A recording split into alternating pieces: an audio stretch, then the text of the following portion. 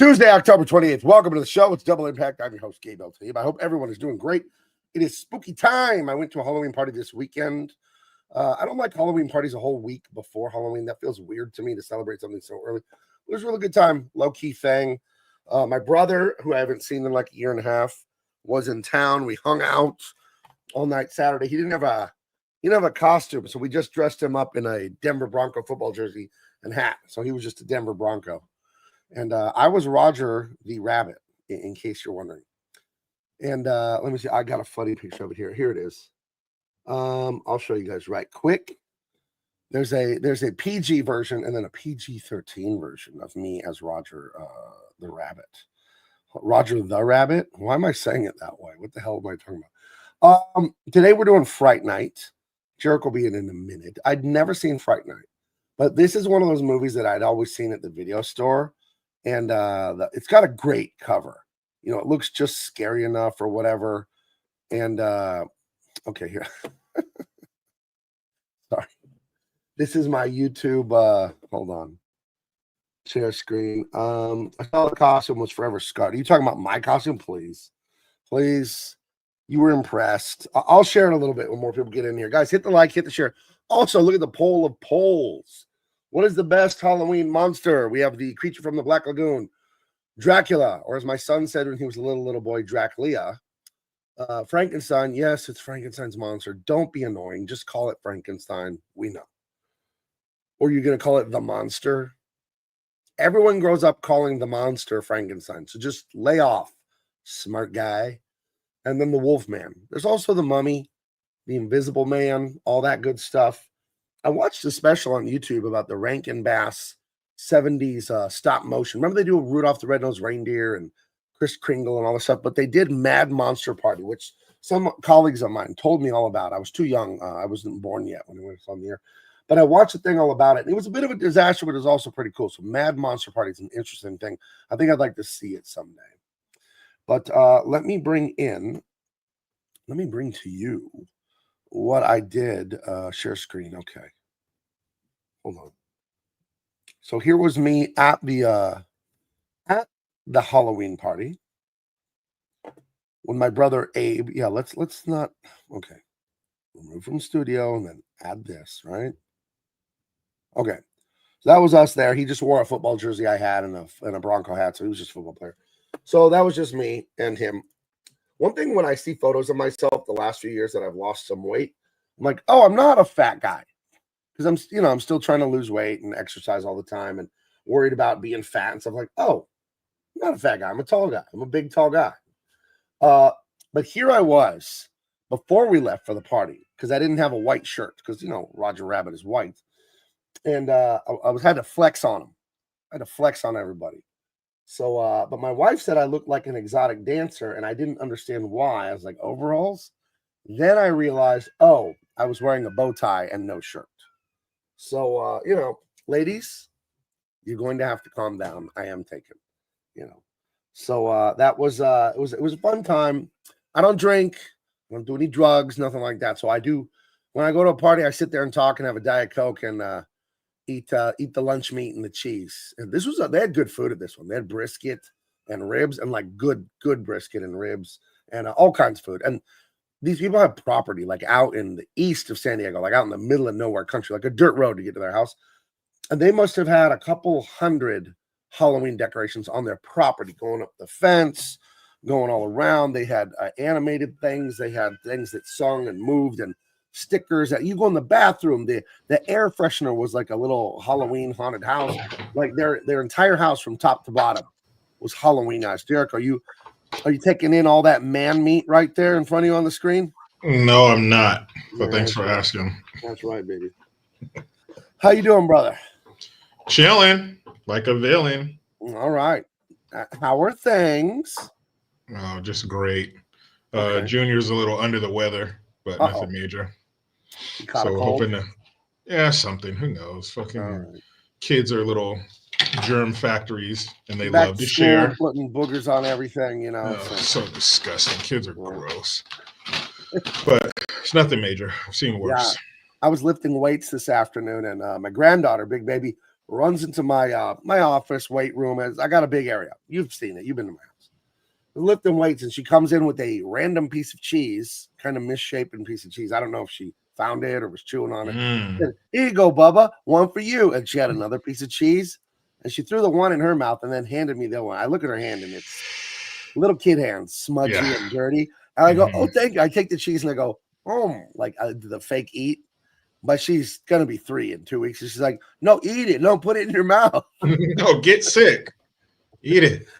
I did not eat it. I gave it to the dog. So, yeah, hands, oof, little kid hands. And the cheese was probably warm. It was body temperature cheese. Yes, it was. It was sharp cheddar, though. It was good stuff. Oof, yeah, I bet it was sharp. I bet it was real sharp. Yeah, thank you, sweetheart. Oh, yummy. Yeah, you gotta throw one of those because you ingest that, you wouldn't be here tonight. I'm all right. I did not eat it, and then I went and washed my hands and had regular. Look at this. He says those brown snacks from children, right? The little dingy hands and they'll give you a little snack. And they'll have like a hair on it or maybe a Band-Aid or a paper clip on it, Or if they drink your water, bottled water, then it looks like you just fed a goldfish in your water. It's just all cloudy. We were at a family party. My wife grabbed the water and drank it, but it was the wrong bottle of water. It was the 2-year-old's. Adrian, guess what she swallowed? It wasn't water. I guarantee you that. Water with floaters of refried beans. My favorite. Bean water. Takes me back. Oh my gosh. Oof.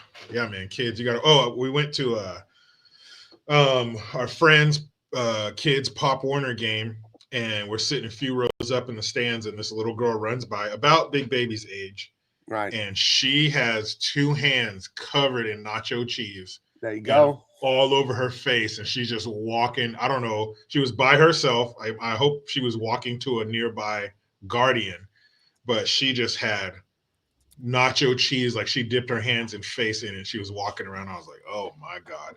And you could see the adult she was walking toward like, oh shit. Don't make me kick you in the head, little kid. Do not touch me with those cheesy fucking hands of yours. Oh, it was crazy. Disgusting. Kids, they're gross. Yeah, I went to the Padre game in September. Shout out to the Dodgers and the Blue Jays going 18 innings last night or whatever it was. Jeez. And I bet you everybody over 40 with a job kept looking down at their phone like, dude, we gotta wrap this up. Disgusting. 18 innings? Who won? The Dodgers won on a home run in the 18th inning. Oh, you bastard. So that's 2 for 1. I mean, the people who pay for the tickets, you got 2 games. Yeah, my son was saying it should count as game 3 and 4. But it won't because they got to get that TV revenue. So who's up? I think the Dodgers are up 2-1. I want Toronto to win. Now, I know that's un-American because it's a Canadian team. But I hate the Dodgers. And I'll tell you why. Because I hate Los Angeles like all good Americans. And if you live in San Diego, you really hate Los Angeles because it embarrasses you. As a Californian, it embarrasses you. But furthermore, the Los Angeles Dodgers just cheat. There's no limit on the salaries in baseball. So they just steal all the best players from every team in the league. But they're not cheating if they play by the rules. Really good Padres are on the Dodgers. No, it is cheating because the other teams don't have access to that money. But it's the rule. They can do that. You got to change the rule. It's not cool. It's not cool. No, it's not. It's not Padres cool. ace pitcher Jake Snell, Dodger. Padres ace shortstop Ha-Sung. What's his name? He's a Japanese guy. I forgot. Is it Lee? I figured when you said Ha-Sung. It's Ha-Sung. I forgot his name. But I just saw him last night. Why can't I remember? I just saw him in the Dodgers. Last name's Ding Dong. High-fiving everyone. So, but if the Padres had that kind of money, would you feel that way?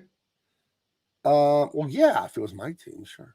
The richest team in the NFL by orders of magnitude is the Denver Broncos because the owners of Walmart now own the Denver Broncos. Mm-hmm. So they got more money than Jerry? They got more money, not even close. Well, I think that anybody whose team had that kind of money, they would do the same thing. Like, yeah, of course you would. Why would you not guarantee yourself? Listen, you're in NorCal. You're in Northern California. You don't. Well, we call it better Cal. But go ahead. You don't really understand Los Angeles the way I do.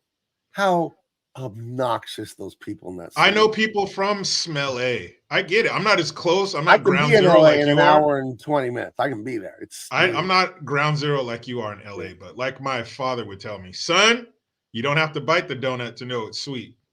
That's I right. know that LA is a shit stain. If California was a pair of tidy whities, It's Los the streak Angeles, right down the middle. LA. but Los Angeles and San Francisco would be vying for that strip, that streak in the underwear, because they're both shit.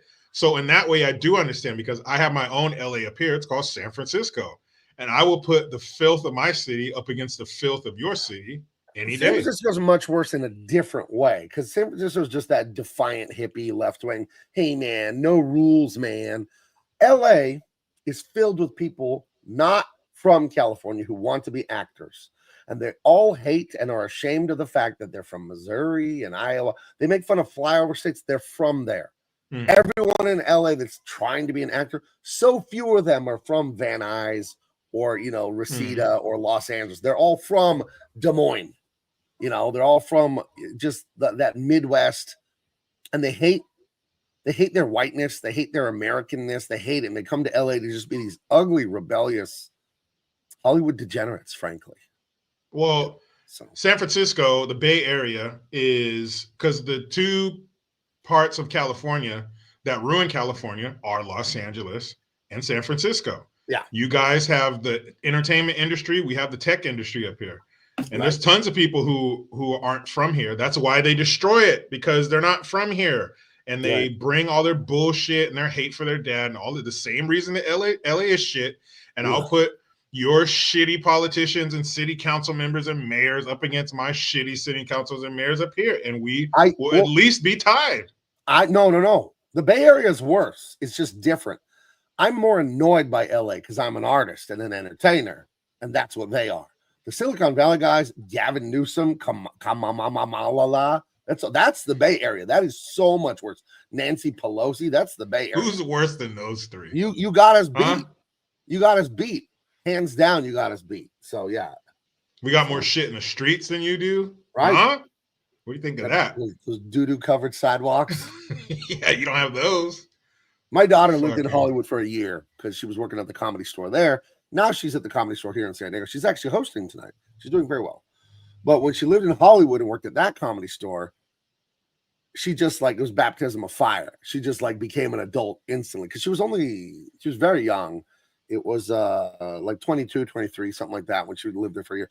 But I remember she told me she was walking right by her apartment and there was a hedge of bushes, a hedgerow, but 2.5, 3 feet tall. The kind of bushes that were in a parking lot, just between the rows of cars. And there was a homeless woman of size squatting in the bushes, taking a massive shit. And my daughter said they made eye contact, and the lady was like, "What? What's your problem? Never seen anybody take a shit in the bushes before?" Right. She's pinching a loaf and looks at my daughter like my daughter's the weird one. Like when dogs shit outside. It's all awkward. Oh, you poor thing. Yeah, people, basically what I'm trying to say is, Gabe, that people are shit and we need to cut the world's population down to 1 billion. I do wonder how many illegals are in this state and they vote. Of course they vote. Of course. No 150. But Yeah, right. Because we're going to give you everything, but we're not going to let you vote. All right. Right. Okay. Doesn't sound like a town you should leave your heart in. No, San Francisco that's the other thing that's I think one of the worst things about San Francisco and Los Angeles. They should be world-class cities. They were. LA, the weather's not as good as San Diego, but it's very close. It's a little warmer, but it has good weather. It's got mountains outside of it by an hour and a half. You can go skiing, you can go surfing at the beach. It's just like San Diego, LA, but it's like if there were two sisters and one was Cindy Crawford and one face caught on fire and somebody put it out with a catcher's mitt. It's like an ugly sister and the beautiful or a golf shoe. Right. Put it out with a golf shoe, a golf cleat. But LA's the ugly sister, and it's just it's the reverse San Diego. It's the bizarro San Diego. And San Francisco, if you've been there, it's amazing. And the nice chilly weather and the restaurants and the history, such deep America, even though we're the West Coast, some of the oldest history of America is there. When I was in Monterey a year ago, they said that spot where Junipero Serra and the explorers, what's his name? That was like the first spot that Europeans like put their foot on land on the West Coast. You know what I mean? So there's very historical stuff going back hundreds of years on the West Coast. Beautiful history of this nation, and they've just pooped all over it. Just wipe our ass with everywhere, it. you know? Wipe our ass with it. Yeah, and they used to be. It's not like one day they will. They were. LA was awesome. San Francisco, when I was growing up, San Francisco was awesome. Golden Gate Bridge. Come on, man. It was great, but due to bad policies and bad leadership and illegals voting and legal stupid ass Californians voting who probably aren't from California but want to turn it into this utopia they had in their mind when they were a little kid in the Midwest, snowed in and couldn't go outside. It's their fucking fault. And it's really sad because not only is it sad for all the reasons, people live there and the high costs and the crime and the homelessness and the drug use and the more than 100 homeless people overdosing from fentanyl every year, it takes away a beautiful place for us to go. Yeah. It takes away a beautiful place for you to go with your family, for you to enjoy the history you spoke of, to see it, to experience it. It's world famous. It used to be world class, but now I won't go there. I went there 2 years ago in September only because a really good friend of ours had planned a birthday there, and we went to this whole murder mystery dinner and this bullshit. But it wasn't without human shit and broken car glass. Oh, nice. I'm waiting. Then I was like, okay, because there's used syringes and there's shit, right? Like everywhere in San Francisco. I'm waiting for the syringe filled with shit. That's what we need. Well, don't. That's the next one. It doesn't exist. Don't think it doesn't exist already. We just haven't found it. Right. But going to San Francisco is like taking homeless shit, the syringe, and the broken car glass, and putting it inside of a bucket and putting your hand in it. Jeez. I saw San Francisco in its fleeting moments before it went full-blown Gavin Newsom, Kamala. 2009, I think I was a guest at WonderCon, which was a comic book convention in San Francisco for years at the Moscone Center. Beautiful buildings, amazing food, and it wasn't that bad when we went there. There was the Tenderloin District, which has been bad historically for a very long time. But the other parts of like that Nordstrom that's like 8 stories tall, that's all out of business now. That's Union Square. Yeah, all that Union Square with all that amazing business and like investments and just it was a really ritzy place. I remember we ate at a Denny's in a normal neighborhood, and I'll make up some numbers. A Grand Slam breakfast was $10, and then the next day we ate at Union Square, and the Grand Slam was like $17. It was like that rich of a neighborhood where everything costs like so much more, and you're eating the same thing. I remember like, oh, I didn't know they did that. My goodness. Yep. But I loved it in 2009. And then we went back in like 2010 or 11, and it sucked. You're like, whoa, what happened? Yeah. What happened, man? Yeah. I think the last time we were there was in 2019 when my daughter was 6. And, it had already, turned into what it turned into. But San Francisco in 2009 was like Tom Hanks in Philadelphia when he's just started finding lesions.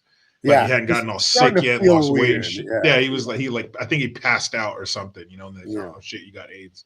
That was San Francisco in 2009. It was just starting to get sick. And now it's full blown. Full blown. Yeah. San Francisco is so fucked up, dude. Oh my God. Yeah, it's a tragedy because those should be world-class cities. Just, the environment there, the nature. Architecture, Trans-American Building, Coit Tower. Yeah, I went to the Trans-American Building. We weren't allowed to go inside. There was a lobby downstairs and some pamphlets, and that was it. Yeah. And I asked them, it was 2009. I asked them, why aren't we allowed to go to the top? The Trans-American Building, you've all seen it, guys. It's in every movie. It's the pyramid. It's a very skinny, tall pyramid. And I wanted to go to the top. And I'm like, no. Nah. And I guess after 9/11, they quit letting people go to the top of that building. Now, it was 2009. That was 16 years ago. So maybe they let people go back up. I don't know. You're not going to find out. Was stacked high enough you could just climb up the poop wall. You got to climb the shit. Yeah. So you can't go to the top of the Trans-American Building, but you can go to the top of the homeless shit tower. We have to address something. Building. Some jerk. I was like, some jerk. 87778. It's very passionate about Star Trek. I made a video bashing Star Trek today because I was saying I liked Star Wars a lot. They both suck now. I mean, they're both woke garbage now. But tell me if you feel the same way, Jericho. Didn't Star Trek always feel like the kids that loved math class loved Star Trek, right? It was always the uptight and here's exactly how the hyperdrive works inside of the Enterprise. It was always like trying to justify the science, and I'm like, hey guys, it's make believe. You don't need to explain to me how the spaceship works. It's make believe. It's not real. Because like there's a machine in Star Trek called a replicator. And if you want a steak, you push a button, it'll just make you one out of thin air. And there's like explanations for how this stuff works. It's like, no, it's not. That's made up something. Yeah, it's like, just make believe, dude. Yeah, it's just guys, you don't have to tell me how it works. And like I know it's a Klingon, it's a fake alien. I get it, dude. So I always felt like Star Trek was it's for people older. It just wasn't. I just felt like I was on the outside looking in. I felt like I just wasn't. I don't like Star Trek. I think because there's not a lot of action in it. Star Wars action packed. Star Trek, the gun doesn't even look like a gun. It looks like a remote control. And there's a little button on top, the phaser. Cool with that shit. You know. I respect William Shatner and all that shit. You know, and Leonard Nimoy and. You know, I can't do it, Captain. I don't have all that bullshit. But don't have the power. I don't give a fuck about Star Trek. I don't like it. Yeah, I don't hate it, but I don't like it. Yeah, cool. I just wish it had action in it. I don't know, but it always seemed like the nerdy one to me, as if Star Wars isn't nerdy itself, right? But it just never. I don't know. I think the premises on Star Trek were fascinating, the scientific premise and the adventure, but then there just wasn't enough kicking ass. You know, not enough beating people up, shooting people. We won't be watching Star Trek here. No, that's for sure. Fuck. No. You know what's I don't want to watch a Star Trek movie. And maybe it does exist, and I'm just ignorant to it.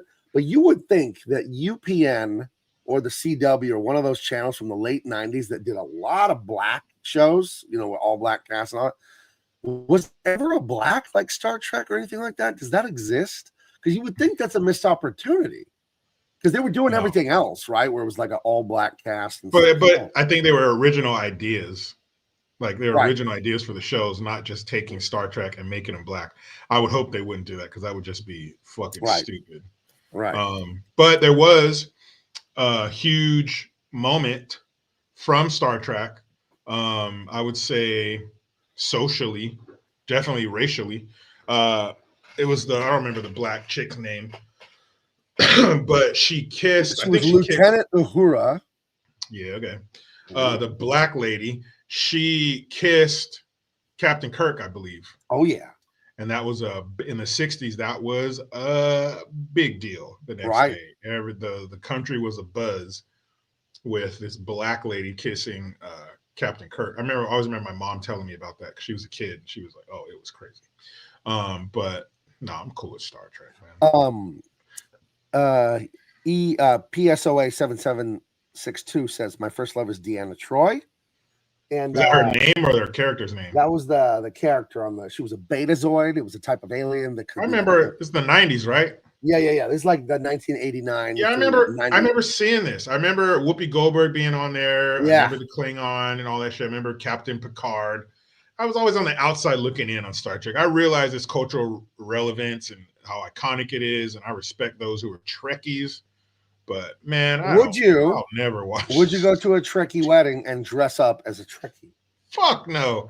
And if I were going to, it would have to be somebody I'm really close to. And if I were that close to him, I would tell him there's no fucking way I'm wearing no. What if it was your brother and your brother's like, "You're my best man, and you're going to dress as a Klingon"? No. It's what my bride. Would still be there. It's what my bride needs. She needs you to be a Klingon, and you have to fight me during the wedding, and I have to rescue her from you as her Klingon captor. And if it were my brother, it would be Star Wars. He's a huge fucking Star Wars fan, and to that, I would still say, "Man, come on, get the fuck out of here." Someone is saying Horatio Hornblower. Did you ever read any Horatio Hornblower? Because Star Trek is Hornblower. I've never read Horatio Hornblower. No. That's a hilarious name. I've seen Hornblower, but it wasn't no Star Trek magazine or book. The only Hornblower, I know the name Horatio Hornblower, but I don't know what that is. But I know Hornblower is a cruise line. I hope that's no one's real last name, because if it is, they have that's a real Hornblower is a Dutch last name, I believe. Could you imagine being a kid in America in any time before the 2010s and having the last name Hornblower? Yeah, look, it's an old must be an old movie and an old book. Look at Captain Horatio Hornblower. He probably literally blows a horn, But to an American child on the playground, you are going to get fucking ridiculed to death for that fucking name. I don't know. I mean, it could be worse if your name was Dick Hornblower. That'd be worse. Or if your last name was Cocksucker, that would be bad too. I don't think that's anyone's last name. Hey, James Cocksucker. Yeah, that'd be a tough day at the office. Oh, of the Indiana cocksuckers. No. My cousin married into that family. Actually, it's Coxsucre. Oh, Coxsucre. That's right. It's French. That's right. Well, in America.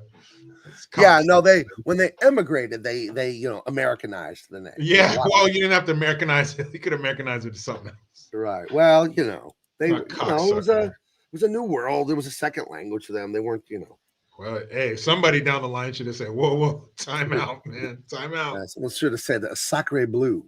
You should have seen what our last name was last time. It used to be Cum Guzzler. No. That's that. never gonna work. They changed that at Ellis Island. They said we can't let you leave here. I read an article once. It was a study saying that when you give kids messed up names that are totally untraditional, hard to pronounce, hard to spell, blah blah blah, that don't fit in with the society they live in, it can have very negative effects on their life. And I think there is probably something to that. I remember being in church one time, and the pastor was kind of saying, your name is sort of a prophecy over you. Like, because if you say something over and over and over, you tend to believe it, right? Subconsciously, it kind of hypnotizes you to believe that. So if your name was Dumbass and everyone called you Dumbass, and then you told people you were a dumbass, I think that you might do dumbass things, like. That's so crazy. Yeah, I think it's very important what you name people. I see people name kids the weirdest stuff, man. So yeah, it's messed up. I don't know if you want to call it selfish or I don't know. Yeah, you know better than that. You know better than to name your kid something fucked. Naming your kid as a joke so people can snicker when you that's really funny. This is their name, dude. Yeah, they got to live with this shit for their whole life, you asshole. You selfish prick. Yeah, what about, Remdon brings up, what they name it after a famous TV character, but in 10, 15 years, no one's going to know it. I think a lot of girls are named Khaleesi, who was the evil queen on Game of Thrones. That's so stupid. You name your kid after someone on Game of Thrones. Has anything fallen off harder than Game of Thrones? Stop. Game of Thrones is the biggest thing in the culture. And then the final season of Game of Thrones, that show, was so bad. Nobody talks about Game of Thrones, and it's all people could talk about for 5-6 years straight. But the final season, it was hot. It was a face plant, that final season. It was so unbelievably terrible. No, that show was hot as hell. But dude, come on, you gotta name your kid Khaleesi or some shit. Yeah. Fucking Game of Thrones. Who named your kids? You or your wife? Well, both of us, but. Both of us named my daughter, but my son, it was already decided. You have my name, okay. So I guess I did technically, but no, we both named my daughter and everything. Heather says on the one side we have Tanika, and on the other side we have Apple. People are dumb. That's true. Yeah, that's fucked up. Yeah, can we stop with the Aiden, Jaden, Braden, Caden? Oh, can that be done now? Can that be done? No more. I think my son has an Aiden and a Caden on his football team. I don't know where that came from, how that caught on, but yeah, you get a lot of those. There's Jalen and Dalen. Jaden, Braden. Oh, yeah, it's crazy. It's those trendy ass names. Not a fan. That's why my son has a good old name. So is my daughter. Yeah. My daughter's name is Ruby. Nice. Old lady. Right. Old lady name. No, I give my kids very normal names. My daughter's name is unique, but it's a real name. It's not a made up name, but it was my grandma's nickname. It wasn't my grandma's real name. My daughter Minnie, that's her name. It's not Minerva or anything. It's Minnie. And my grandma was Juanita, but she was called Minnie. Everyone called her Minnie. I don't know why. That's the thing. I'm not in touch with my Mexican half of my heritage, really. We just grew up very American. But I know, looking at my wife's family that is very Mexican, American Mexican, nobody is called by their name. I don't know what that is. Baby Junior, Sleepy, Left Eye, Oh, dude. Cousin Big. Like, what about his actual fucking name though? Why can't we call anyone by that? I don't know. My wife's, oh, it's Aunt Pinky, it's Aunt this, it's Cousin Yeah. Goldie. It's like, yeah, but don't they have names? I don't know. It's just not something my family did, but apparently every Mexican family besides mine does that. So Yeah, I went to school in a place called Castroville, California, artichoke capital of the world. And so there was a huge Mexican population there. And the kids I went to school with, a lot of them, I would say the overwhelming majority of them, their parents weren't from here, you know, so they had parents that didn't speak English. Or I remember I had a bunch of friends who would get in trouble from school. And this is before they printed one side in English and one side in Spanish. So they would tell their moms, oh, it's a permission slip or something to sign. And they'd sign the detention and bring it back. And they'd translate. They would be the translators for their parents. So they're telling their parents all this shit. And I was like, man, I wish my parents didn't speak English. Did you ever do the movie thing where you got a bad grade and you're trying to change the F to an A with a pen or something like that? No, because my older brother tried that. And I saw the penalty that he paid, and I was like, well. You saw the atomic elbow that he got. We won't be doing that shit. But a lot of the kids that I went to school with, they didn't have, I mean, they had names, but they would go by their nickname. Whether it was, what they call, this one kid named Jules, and they call him Hoya. So he would always wear Georgetown Hoyas stuff. Wow. Brown Boy, Choker, Thiefers, Chooch. There was, I mean, they all had, like, you almost forgot their real name because you just called them by their nickname. But yeah, there was all, you know, they all had some, you know, alias. Well, one thing though, a lot of the Mexican nicknames, they're insulting. So it's like if someone has, you know, one leg, you know, they're missing a leg, they'll call, hey, Captain Hook. Like they'll get a nickname that is insulting. Dude, they're so fucked up. I saw one. It's like kid doesn't have a dad. Like the dad died, so they called him Simba. Oh, like that's the kind of shit they do, and then they all think it's funny. I have no idea why this goes on. That's hilarious. We had a kid, a short, fat kid. They call him Stump. This one kid called him Monkey. You can imagine. Chongo is monkey. Brown Boy because he was like dark brown. Thiefers because he would steal shit. Call him Choker because he would stand there like this. He was arms crossed in one hand like this all the time, so they called him Choker. Hey, baby Choker. Yeah, they were always so super fucked up name. But I would say it's cultural because you look at they would have these magazines for Mexico, and they would have these fucking murder scenes. Like they would sell them on the magazine stand in the Mexican stores on that side of town, and they would have these horrific fucking murder scenes, like cartel murders. They would show it in color. Decapitations, disembowelments, gunshot wounds. Like they would show it almost as a deterrent, like when they put pictures of, you know, somebody's lungs or something when they smoke on a pack of cigarettes. And listening to the Mexican radio up here, it's or where I used to live is El Tigre, La Preciosa, KLOK. But all of them in their morning shows would have like prank calls. And the prank calls were super fucked up. Like, hey man, this is Officer so-and-so with the blah, blah, blah police department. Are you the husband of blah, blah, blah? Well, she's been in a horrible accident and she passed away. Oh, how hilarious. Dios mío, dude. And they're like, ha, their little fucking, you know, little sounds they make, little noisemakers. Just kidding. It's so-and-so from La Preciosa in the morning. And the guy's like, oh, fuck. And he starts laughing. I'm like, dude. And I asked my buddy, what are they saying? And you translate. I was like, man, that's so fucked up. And everybody's laughing. Like, we got you. You thought your wife was dead. Yeah, I don't get it. Remdog says, do you know anyone named Chewy? My wife's brother. My wife's brother's Chewy. Yes. There's two guys at my son's barbershop named Chewy. Right. Chewy glasses and Chewy no glasses. And it's Chewy glasses and Chewy no glasses because one of them wears glasses. Chewy con lentes, Chewy sin lentes. It's so funny, dude. Yeah. I don't like it. You call me my name. Don't call me something else. Please don't. No. It's so funny. The stupidest one is the big guy called Tiny. He's Tiny. And the big Devo. That was his name, Tiny Zeus Lister. Yeah. And he was anything but. He was a big old son bitch. Yeah, he was. And but my son, that was his bike. Yeah, if he says so. Right. But my son, he goes to a barbershop and it's all Mexican dudes. But he goes there because number one, it's close and they do a good job. But he has straight hair. He doesn't have hair like mine. So he has to go somewhere where they know what to do with it. And we've been going there for like 4 years. It's great. He got his haircut by Chewy No Glasses, but Chewy No Glasses joined the Air Force. So now we had to go to Luis. Luis is awesome. So now he's Chewy birth control glasses. Yeah, and he's Chewy Air Force. I'm sure they'll come up with another name for him. I like that. For those of you that don't know, in the military will give you glasses if you don't have any money. You're a soldier, a sailor, a Marine, whatever. They'll give you government issued glasses. They'll test your eyes. Oh, here's your glasses. But they're brutal. They're not great looking. And they're actually, people call them BC glasses, birth control glasses. You can verify this, Jericho?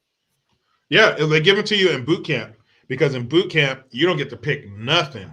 Right. So they give you these shitty brown, thick rim glasses that you can take off your face and burn ants with. But once you get out of boot camp into the regular military, then you can get some regular glasses. But in boot camp, oh yeah, you're getting those birth controls. And they call them that because if you're wearing them, no chick's going to want to bang you. So you don't got to worry about getting nobody pregnant. But the birth controls are very real. And they are hideous. Birth control glasses. Here we go. They look hideous. Yeah, so that is all of what's going on. One thing I wanted to say, you were talking about San Francisco being a idiot's version of a utopia, and that's why it doesn't work. And I made a video for tomorrow, I post to all social media, just videos I make, just kind of stream of consciousness.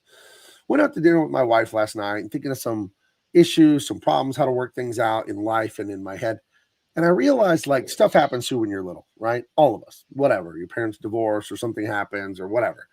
And it hurts you, it traumatizes you, and you come up with a coping mechanism when you're a kid. And if you don't stay conscious and you don't think about it, you're not careful, you'll just carry that into your adult life. You'll keep doing the same shit you came up with when you were 7. And it got me thinking, if I had a problem, if you had a problem, Jericho, a marital problem, financial problem, whatever, would you go to a 7-year-old and ask him what he thought you should do? No. Hell no. Then why do we as adults listen to the 7-year-old us and his idiot solution for our problem? Right? Because a lot of us do that. We all do that to some degree. And once you hear it, you go, oh God, that's true. And I need to stop it. But I thought about it last night. We were at dinner. I was like, oh yeah. Like this is stuff from when you were little. What the hell did little me know about anything? You know? So I would tell everyone out there, stop listening to kids. And by kids, I mean your inner child. Stop listening to them. They're sweet. Kids are wonderful. They don't know nothing. You know, they don't know. So they don't know shit. Do you agree with that premise there, though? That's like, yeah, that's like listening to a little kid, isn't it? If you listen to your concepts that you came up with when you were 7, 8, like now you're listening to a kid as an adult on what you should do. Yeah, I'd usually take whatever is easy and go the other way. You'll be fine. Because easy is not always right. Good. Yeah, a lot of times in life, fear is an indicator of something you need to confront. Fear you don't need to run from something that scares you. You need to confront it. That's like a good heuristic in your head. So, but let's get to tonight's movie. It's the end of the Halloween season here on Double Impact. We're going to end it tonight. We did Alien. Well, I did Alien and Jericho did Aliens. He did the wrong movie. Then we did one of the worst movies we've both ever seen, Gremlins 2. Ooh. That was not worth getting in trouble over. And now we move on to Fright Night. Oh, before we move on to Fright Night, Jericho, I got to tell you something very exciting. A fan saw me on the many interviews I do on the Dana Lash show. Huge fan, writing gushing email to me. He's like, oh, I'm an artist too. And I'm like, okay, cool. And I'll be in Carlsbad, that's northern San Diego, sometime in October, we can get lunch. So he was here, and I went to lunch with the guy on Friday. 71 years old, worked as an animator for Disney and Rankin Bass and Hanna-Barbera, and every cartoon you could name, Jericho, this guy worked on it. But he mainly worked at Disney as an animator. So when he said he did art too, I thought he was a fan who did art in his spare time. We talked, I told my wife on the way there, I'm like, I don't know who this guy is. I don't know how this is going to go. Like after an hour, like me, maybe like kick me under the table. We can get out of here if it's getting weird or something like that. Delightful conversation. So we're friends now. I'm going to do some YouTube videos with him because I want to talk to him about everything. because he had a story about everything. He knew everyone. He worked on every project. He gave me some, Roger Rabbit. That's who I was for Halloween. He worked on that. He worked on the Iron Giant. Toontown at Disneyland. He designed that. He was the main designer of Toontown. Like when you go to the north end of the Disneyland park, he designed that. Like fascinating. The city in the Iron Giant, before they had all the 3D programs to do the building, because this is the late 90s, he built that city by hand as a little model to help with camera shots to figure them out before they animated them and stuff. And he sent me all these pictures of it. And just an amazing career, this guy. And if you know anything about Disney animation, the original animators are referred to as the 9 old men. These are guys born in the 1800s who worked through the beginning of Disney as Snow White and Cinderella and all the classic stuff. And those were like mentors of his when he got there. They were now retired, but they'd come by the studio in the 70s. I think he got to Disney in the early 70s. But it was amazing. And I want to use him as a resource for the show. I've talked to him about it because we can have him on as a guest and everything. And I'm going to just do some interviews with him, just talking about these movies and these projects and all of this stuff. Just like I barely scratched the surface talking to him for 3 hours, but my goodness. And he didn't just do cartoons. He did commercials, movies, but and then he would do regular movies too. He would do the storyboard. So when they're going to film Indiana Jones, somebody draws all those scenes by hand first. Like, okay, he's running from the ball, through the temple, and that's all drawn first before they film it. So he did a bunch of movies like that. Fascinating guy, William Frake. Fascinating guy. So we will have to have him on, and I want to make a lot of content with him. And he wants to draw a book for Big Man Comics, is what he told me. Because he's 71, but he still draws a ton. I'll tell you one other thing that he does. He does so many different art jobs. When they open the envelope at the Oscar, and there's that card in there, and it has a hand written, and the Oscar goes to Clint Eastwood. He's the guy that does that. He hand letters those in gold. He showed me the photos. It's amazing. I don't know. Amazing guy to meet. Very, very, very interested in bringing his content to this channel. So, Diesel is here. He has the nerve to show his face when his Raiders fucking doo-doo through a straw. Oh boy. Oh boy. Yeah, the Raiders. Oof, they suck ass. Yeah. They suck real bad. And I know my Niners lost this weekend, but everybody on our team's hurt. I think some of our coaches just got hurt. But man, oh man, the Raiders are sucking anus. I can't wait when the Broncos play the Raiders in 2 weeks. Diesel, would you like to put something on it like we did last year? Oof. Because I would like to put something on it where the loser has to make a video extolling the excellence and the virtues of the other team and their families. I think we should do that. As the disinterested moderator, the Broncos, they won. They put up a lot of points. They fucked the Cowboys up, but the Cowboys don't have a defense. I don't give a shit because hold on, because the Chiefs put it on the Raiders. It was like, oh, the Chiefs are back. Objectively, the Cowboys. No, I wouldn't say that. Of course, they're better than the Raiders. Raiders suck ass. But what I'm saying is the media's kissing Mahomes and the Chiefs' ass. They always do. But they didn't beat anyone. They beat the Raiders. The Raiders are horrible this year. Yeah, the Chiefs, they were gonna blow their whole season. They sucked in the beginning. What were they 2-3 or something, or 2-4? They were sucking shit too. Yeah. No, fuck the Chiefs. They haven't beat anybody yet. Who they played last night? The fucking Washington Redskins. And they're not even a great team, and they didn't have the quarterback. They have the starting quarterback. Yeah, fuck the Chiefs. I'm all for it. But the Raiders, I mean, and I thought at least they were going to get that new coach bump, that maybe go 4-0, something like that. Because you got a new coach, Pete Carroll. He's a great coach. But that's happened in the past when the Raiders got Chucky. They went 5-0, then they sucked after that. But that new coach bump with what's his name? Mayo, whoever they had the last time who showed up. That's right. Yeah, who showed up in a 64 Impala. Ooh, let's do this. Yeah. They even had that little bump from him, but Pete Carroll, nothing. No bump. No. They just went straight into the basement. Not when you have a 38-year-old quarterback. That is true. They do not have a quarterback. No, you can't put it on age because look at Aaron Rodgers. He's doing all right in Aaron Rodgers, G Nasty. Geno Smith, G Nasty, he is not and never has been mistaken for Aaron Rodgers. But I'm just saying old. Look at Joe Flacco.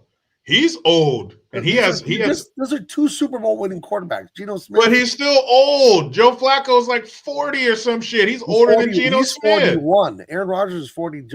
Flacco's 41. Yeah, and Aaron Rodgers is like 43. They're older than Geno Smith, and they're doing better than Geno Smith because Geno Smith is a piece of shit. Yeah. So he fucking sucks. Him and his giant nostrils. The Raiders, their slogan is maybe next year. That's the slogan for the Raiders. I was watching Monday Night Football. It's like 25 years ago. Dennis Miller, who I love. The greatest. He was one of the commentators on Monday Night Football for 1 year. And because so many people have an IQ that's room temperature, they didn't like him because he's too esoteric and his comedy's too smart for most people. He was awesome on Monday Night Football. Yeah. And I remember they were playing and the Raiders were getting killed. And Dennis Miller was commentating. And he said, it looks like the Raiders are wearing the patch on the wrong eye. And I always thought that was so good, that one. Dude, that was so fucking stupid that they took Dennis Miller off of there because he is a great comedian. Yes, his style is esoteric and heady, but you still get the jokes. It's still funny. Like if you graduated high school, you can get Dennis Miller the bulk of his humor. I don't know, man. The average person now is like even their brain is melted from TikTok. I used to listen to Dennis Miller, his podcasts, some of his specials. He's so good. One of my favorites. Hilarious. Dennis Miller is hilarious. I even watched his shitty movie Bordello of Blood from 1996. Love Dennis Miller. But I think the Raiders slogan is you have to look back and say, be gentle. That's the Raiders slogan because somebody's inserting something into their rectum because they, whew. Who boy. Oof. So thanks for coming in, Diesel. We love you. Yeah, thanks for hanging out. Now that we've insulted you for 5 minutes straight. Yep. What we're trying to say is welcome. But if you would like to put something on it, Raiders versus Broncos, Thursday night in a week and a half. You don't want to do that. The Broncos are going to do something to the Raiders that I can't repeat on the air. You understand? Well, I don't think Diesel's a delusional fan. Yeah. But it's a division game. They're division rivals. Throw the record out the window when division rivals play. I don't think so. Right. Anyway, as a child born in 1978, the heyday for me was the mid to late 80s through the mid 90s. That was my childhood that I clearly remember because once you're like a middle schooler, high school, you remember all that. When you're 3, 4, 5, it's like glimpses you remember. But this movie, Fright Night, I remember seeing the video cassette of this on the shelf at Blockbuster. I wasn't allowed to watch horror movies or anything rated R, as you all know. But when we would go to Blockbuster, I would walk down the horror aisle and I would look at all the VHS cassettes and I'd pick them up and I'd turn them over and I'd read the synopsis of Freddy and Jason.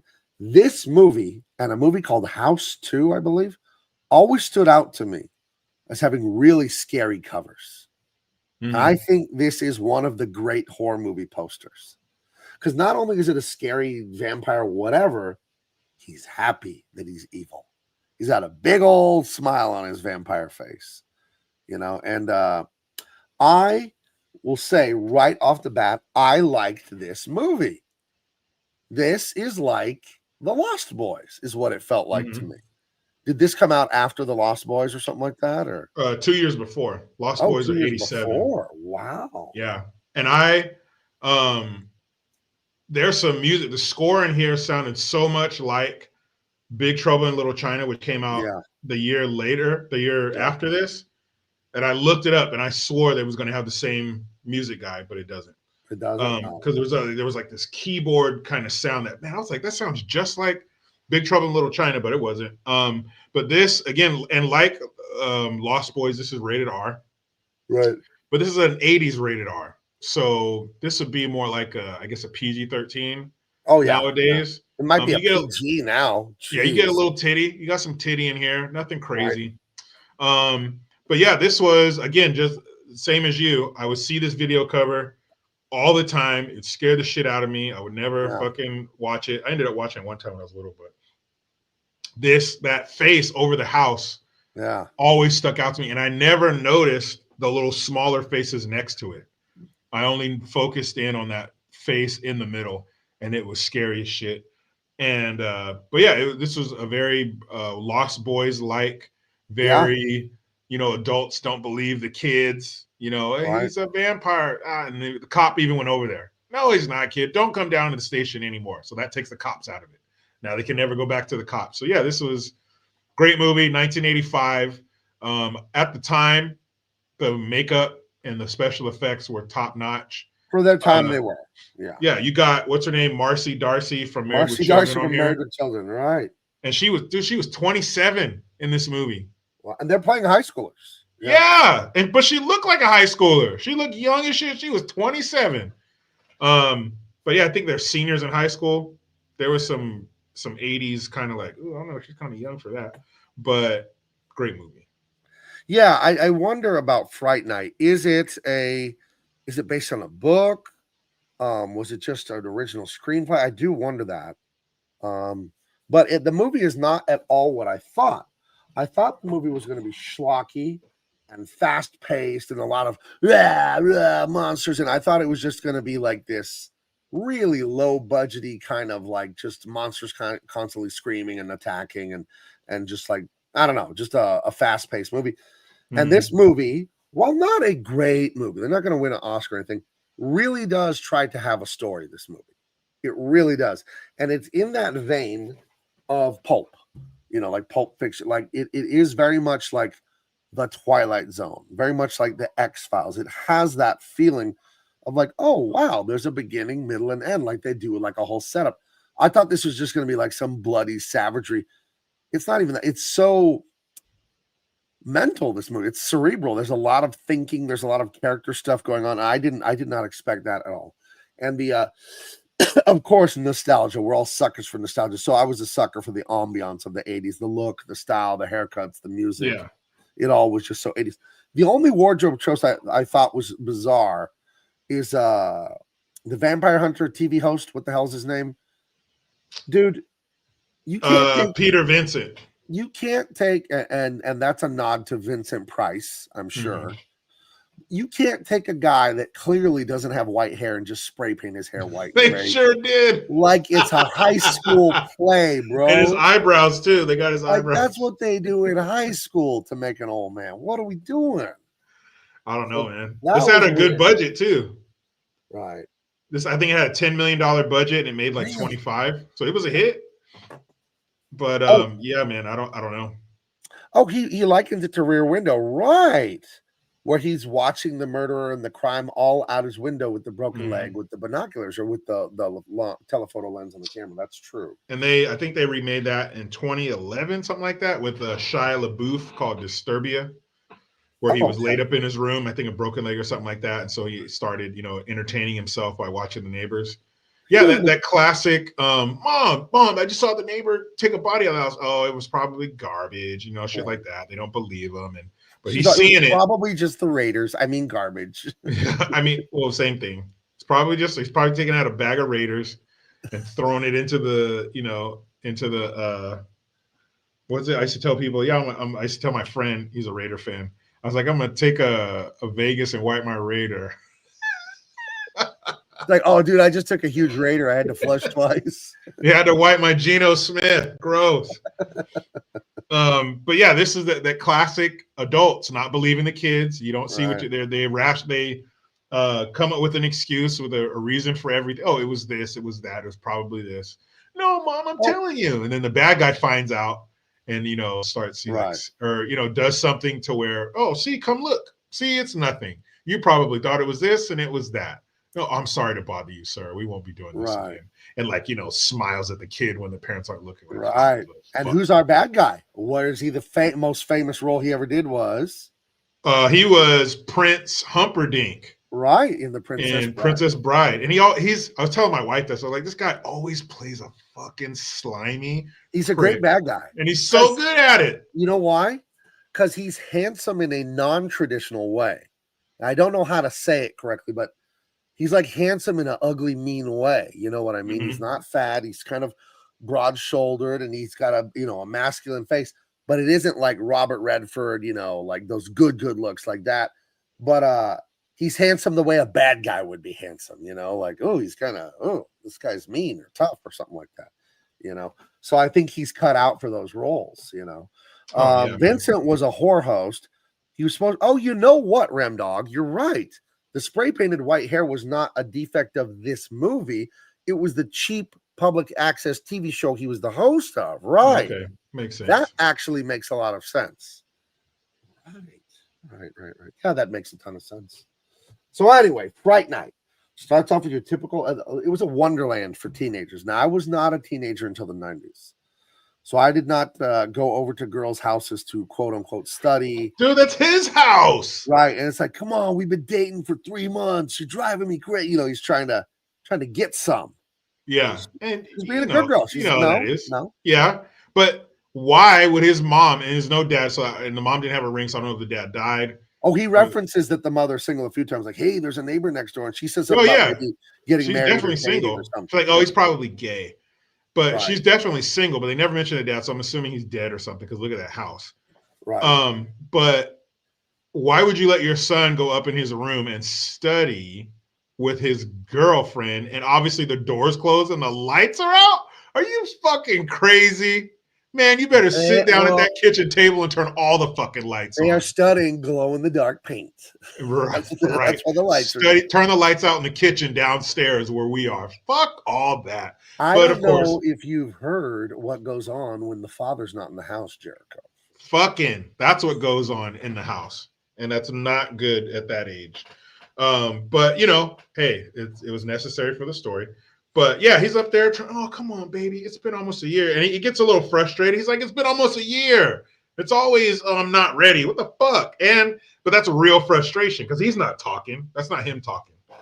That's his little guy down there talking. And he's like, oh, I'm sorry. She's like, no, you're right. And then she's like, I'm ready. But then he's already out the window looking at his neighbor with the binoculars. Yeah, so she agrees to go through with it. But then he's like, hell's going on next door with this vampire stuff? Dude. He's 17 years old or something. He's probably like 28 in this movie too, but he's playing a 17-year-old. Your dick would reach up and knock those binoculars out of your hand. Like, are you, man, put that shit I don't away. Care what the hell you see out that window. There's a girl over here. You turn around, stupid. Dude, I don't care if there's a mushroom cloud in the distance and we're about to die. Man, let's go. It ain't going to take long anyway. He's going to be in it for about 30 seconds anyway. No. Wait, no, go. All right, where are those binoculars? We're done. See, you could have done both. Right. You could have had sex with your girl for the first time and looked out the window because it wouldn't have taken you long. And part of reference I didn't get a photo of. They start off the movie, he's watching horror movies, and he's watching the old man, Peter Vincent, the vampire slayer, who hosts late night old schlocky horror movies. And so he's all into it, and he wants to believe in vampires and this. So he's already kind of primed to believe in that shit. Yeah.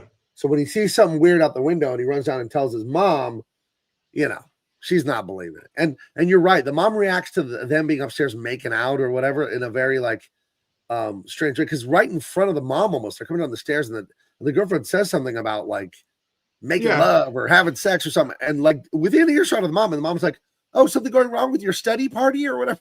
Dude, 10 feet away. She goes, you said you want to make love and now you don't. They're like, oh, hey, mom. She's like, oh, something wrong with your studying? Man, get the... don't even look at those stairs with your girlfriend. Yeah, right. And then she's like, mom, so something going, the neighbor took, oh, yeah, somebody bought the so-and-so's house, the new neighbor. Hopefully, he's very handsome, but he's probably gay. Like, mom, I think he killed somebody. Oh, right, because he sees them dragging a coffin or a body or something like that. And it's totally a body. It's this big ass thing wrapped in plastic, duct tape at both ends, and it's bent over his shoulder. It was definitely a fucking body. Oh my god! And then so what is the next scene? Is it? And his buddy named Evil, like Evil Knievel. It was Ed. But I think they call him Evil for some reason. Oh, because I think he believes in vampires and all that kind of shit. Because he told him, and then he's like, don't call me Evil anymore. So it's definitely a nickname like we were talking about earlier. Probably because he likes Baby Joker. Baby believes in vampires and all that kind of shit. And he's telling him, oh, look at that folder. Remember those folders with the athletes on them? Right. That was the Peachy. God, dude. But yeah, he's telling his friend, I think my neighbor is a vampire and stuff. And of course, there's going to be one person who believes him, his best friend. There's always one guy who's like, yeah, man, totally, and believes him. Those are, There man, it is. I remember those. I had that. That's the peachy, just a paper folder for keeping your work in and stuff. Yeah, not sure why it was sports themed, but yeah, that's if you recognize that, I know how old you are. Right. And she's pissed. You can see her back there all mad because of last night when he just let her leave. And she was like, "See you tomorrow, Charlie." And he was so wrapped up. Yeah. See you later. Didn't even look at her. So she got mad Right. and left in a huff. And now she's Well, he told her he school the wanted to next day. bang, and then he turned her down for the vampires getting rid of a body out the window. So you know how women react to being turned down. They don't like it. They Who love does? it. They Who love does? it. Right. But that's, man, come on. I think they should have maybe had him do that and maybe discover his or start spying on his neighbor the next day, because there's no fucking way that a man, especially an adolescent, where fucking half of your blood is hormones, you wake up with a hard on all the time, with like a sundial, and your girl's right there like, I'm ready, and you're just like, no, I want to look at my neighbor carrying I want to a look at trash these bag. vampires next door. Fucking right. And then you could totally tell they just put some primer on that beautiful fucking, what, 65? Yeah, I looked at that and I was like, you gotta be kidding me, dude. That's 65 staying. That's beautiful. But at least they didn't fuck it up in this movie. Usually Right. a nice car, they fuck it up. But yeah, he's and that's a girl, or a woman, I should say, getting out of a cab. And she is, this 99 or whatever, so-and-so street? He's like, no, that's next door. She's like, oh, thank you, and gives him a little look. She's obviously a lady of the night, and she's going to service Jerry, what's his name? Dandridge, who is his neighbor he thinks is a vampire. And I didn't know hookers back then, you could like DoorDash a hooker. Like Uber hooker, right? Yeah, like, hey, girl, I live here. get a little checkered cab. There it is. Your chlamydia is at your doorstep. There you go. And Bing bong. I wonder if vampires can get STDs. Probably not. But he calls this lady up and she goes over. Oh, was it this night? Is she the second woman or the first woman? I think she's the second woman, right? Yeah, there was the woman he saw in the window already, right? Yeah, he saw his neighbor like making out with a chick. He was standing behind her, like kissing the nape of her neck, and then she took her bra off. He saw some little 80s titties. That was refreshing. And then the neighbor sees him and like slowly closes the blinds. Like, fuck off, kid. You got to jerk off to something else tonight, and closes the blinds. And then that chick, she's coming the next day. She's the second woman.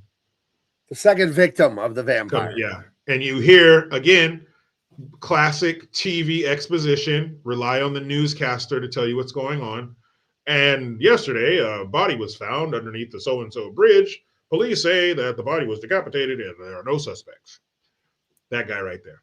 Perfect. Love the TV exposition. I do that when I write stuff too. It's so useful, and it does fit. It does slide in. It doesn't feel forced, because when you're writing, you don't want your character to turn to the camera and say, and that's why I have to stop the bad guy with the power crystal, because I'm you can't do exposition. No, look away. It's too on the nose. You know what I mean? Yeah, you don't want that. You don't want because if your character does it, it's corny and shitty. But if the newscaster does it, you're right. It fits and it works crazy. Perfectly. So you're a hero, you're in a movie, you're a spy, you're a whatever freelance hero. And it just so happens the news you need to hear to help you with your mission to stop Diego and the drug lords. Perfect. It's on the news when you sit down. It's on the news right now at the time you needed it to be on before you go on the mission. And then you turn off the TV and go, I'll take you to the bank, Senator. The blood bank. The blood bank. Right. And this, like, it's not a strike against your character, so to speak. Like that doesn't count. Like if the news guy does it, perfect. And yeah, it totally lets you know that, okay, women have come up missing. It's probably his neighbor who's killing him. He knows it, but nobody else knows it. No one believes him because of his appearance, how dapper he is and tall and handsome and mysterious. Like all the chicks want to bang him and all the dudes want to be his friend. So nobody is believing poor Charlie. That's Charlie Brewster. Even that name, Charlie. What a nice kid, happy, happy-go-lucky. Charlie. That's a good person. There's no asshole's named Charlie. It's a good name. Yeah, that right there. So it was after, I guess, that chick. That Oh, was the it was first. after the blonde. The blonde was the first one that gets killed. The brunette or redhead. Yeah, you can't tell in this picture, but you definitely see some titties right here. Yes, he undresses her, embraces her, and then he feels like he's being watched, so he peeps out the window. And the kid's watching with the binoculars. With binoculars. I bet he totally thinks this kid's like over there about to jerk off to him, having sex with this hooker. So he's like, no, that's too weird, kid. And when he shuts the window, you see his long vampire nails. Yeah, and I think they get longer as he draws the shades and pulls them down. I think the nails get longer. But that's right there, like, again, teasing him, like, I am a vampire, you little fucker, but you can't prove it. What are you going to tell him? You saw my hands with long, sharp nails? You know, they're not going to believe that shit. And so he goes and wakes up his mother, because parents love that shit when you come and wake them up for bullshit. A man and a woman in a intimate moment, why would you stand at the window, though? You got a whole bedroom there. Why would you stand, 13 inches from the up against the glass? Yeah, why would you fogging up the glass with your fucking breath? Yeah, be a real pervert. Back into the room, turn the lights off, and jerk off it from a distance like you're supposed to. No, I'm talking about the vampire and the girl. Why are they up at the window? Because if you look like him and got a chick like that, you want the whole neighborhood to see you knocking her fucking back loose. Or at least a little pervert next door. This is how it's done, kid. Take notes. Watch this. So yeah, he's got the lady in there. The kid tells his mom he's a vampire next door. I know it. The other lady went missing, and now the vampire has an assistant guy. He always has that guy. Always Igor. Yes, that was Igor. Right. To watch out for him during the daytime. Jennifer K. Norwood says, "Peep through the blinds like a normal nosy neighbor." When I was first married, I was 18 years old. I worked at Hewlett Packard. I was a manager on an assembly line that made all-in-one printers. Fax, print, scan. It's all in one. They were great printers. I was the safety inspector and the ESD inspector, electrostatic discharge. And I would work from 3 p.m. to 11 p.m. I'd work the B shift. We lived in an apartment complex. I came home one night, and it was like a little bit of a driveway, a couple feet, like an incline, park, and then walk around the building to go to my apartment. But it was the summer and it was hot. And when I pulled up, this is about peeping in windows accidentally. When I pulled up, the headlights of my 1979 Burgundy Toyota Corona flooded the room of one of my neighbors in the apartment complex. They had the window open because it was hot weather, and they did that thing where they stick the box fan in the window. Yeah, you stick in the box, all right. And I saw the beast with two backs in full light. This guy was on top of his lady, doing what you do, and the lights of my car lit their whole room up. And Jericho, I could still see it clear as day. He looks over his shoulder like, what the fuck? Like, looks right at me. And I'm like, I turned the lights off. Like you did on purpose. I turned the lights off as fast as I can. Like, you got to be kidding me. Well, because I just come swinging into the parking spot. Yeah. I just come, it's 11:30. I'm tired. I want to get home and get in my room and go to bed. I just come flying in and I light up their whole room. And I can see the box fan spinning. And the guy was like looking over his shoulder, and I see everything. Oh, yeah. But that's prime boning hours. I felt very bad for these people. So they didn't. You know what? That reminds me. Same sort of thing happened, 2004. A drive-in. It's our first time going to a drive-in. I've never been to a drive-in. Dude, it's the best thing. You got your truck. You could either back it into the spot, make like a little, put in blankets and stuff, chill in the back, watch the movie. Yeah. Like you're going to be watching the movie. Right. Yeah. How about we watch this movie instead? yeah, movie, whatever. But you get your snacks and shit, pull up, and it's cool because it's your car, it's comfortable. You turn it up as loud as you want. Drive-ins are fucking awesome. If you guys have one near you, Gabe, I definitely recommend it. There's one or two in San Diego. There are one or two here. Stop and get food from your favorite restaurant, set up shop, have your little drink or whatever, your favorite meal, watch a couple movies. It's awesome. But it's our first time there. It's the same place. During the day, they have a flea market there. So it's this huge, giant, open parking lot looking place. And it has all these bumps like this, so you don't drive fast through there. Okay. So the bumps are going this way and you're facing the screen this way. Right. So you come around and you go over the little bumps, you find your spot, you know, wherever you want. And we got there, we were one of the first people there. So you find a good right spot. where this is going. Right? Same thing happened to you. So I had a 2000 Camry at the time. So it had the daytime running lights. So the lights are on all the time. Get the So DRL. we come over this one hump and my lights go straight into a vehicle. But the guy was facing me and the chick's legs were up like this. And he was getting it. He had those young back strokes. Oh, dude, he's hitting the bottom of it, right? And the cool thing was, because, you know, hey, man, we got to look out for each other. So I'm fumbling, trying to turn the lights off because I don't want to fuck up his game. This dude didn't even stop. He just kind of glanced up and was like, hey, I got. Didn't even stop. Sir, if you're watching, and I know you might be, salute to you, man. You didn't stop. You didn't waver. You didn't slow down. I guess he figures he'll turn the lights off eventually or whatever. But yeah, he was getting it. And so I learned why people get there early. Right. Sometimes. And I may have fallen into the same trap a few times myself. Yeah. Who among us, right? I mean, we're sitting here. It's dark. What are we supposed to do? Right. Watch the movie? Right. That's funny. Yeah. So guy that lived at my apartment complex 27 years ago. Sorry, man. It was a hot night. You had your window open. I get it, dude. Your fault. Flood your entire room with my two headlights of my sedan. Just, dude, the semi-irritated, confused look over his shoulder back and be like, what are you doing? But he probably thought it was like somebody with a flashlight or something at first. Like, okay. 79 Toyota. Dude, he should have kept going. And I'm sure he wasn't mad. I'm just sitting there trying to, you're trying to grab the thing with the lights on it real fast. Dude, I didn't want to miss. I was doing the same thing. I was trying to put it in park, turn the car off and shit. My wife was like, what are you doing? I was like, look. Homeboy was just, getting it. So good for him. He did kind of like hunch down, like scrunch down a little bit. And he was like, man, they already know. Right. Good shit. So yeah. Moral of the story, kids, go to the drive-in. That's right. And you got those windows that are at like car height at some apartments, you know.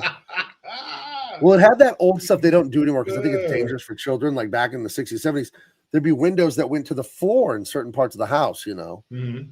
And like, why would you do that? But they did. So, you don't know when you don't know. Right. Usually it takes some bad shit to happen for things to change.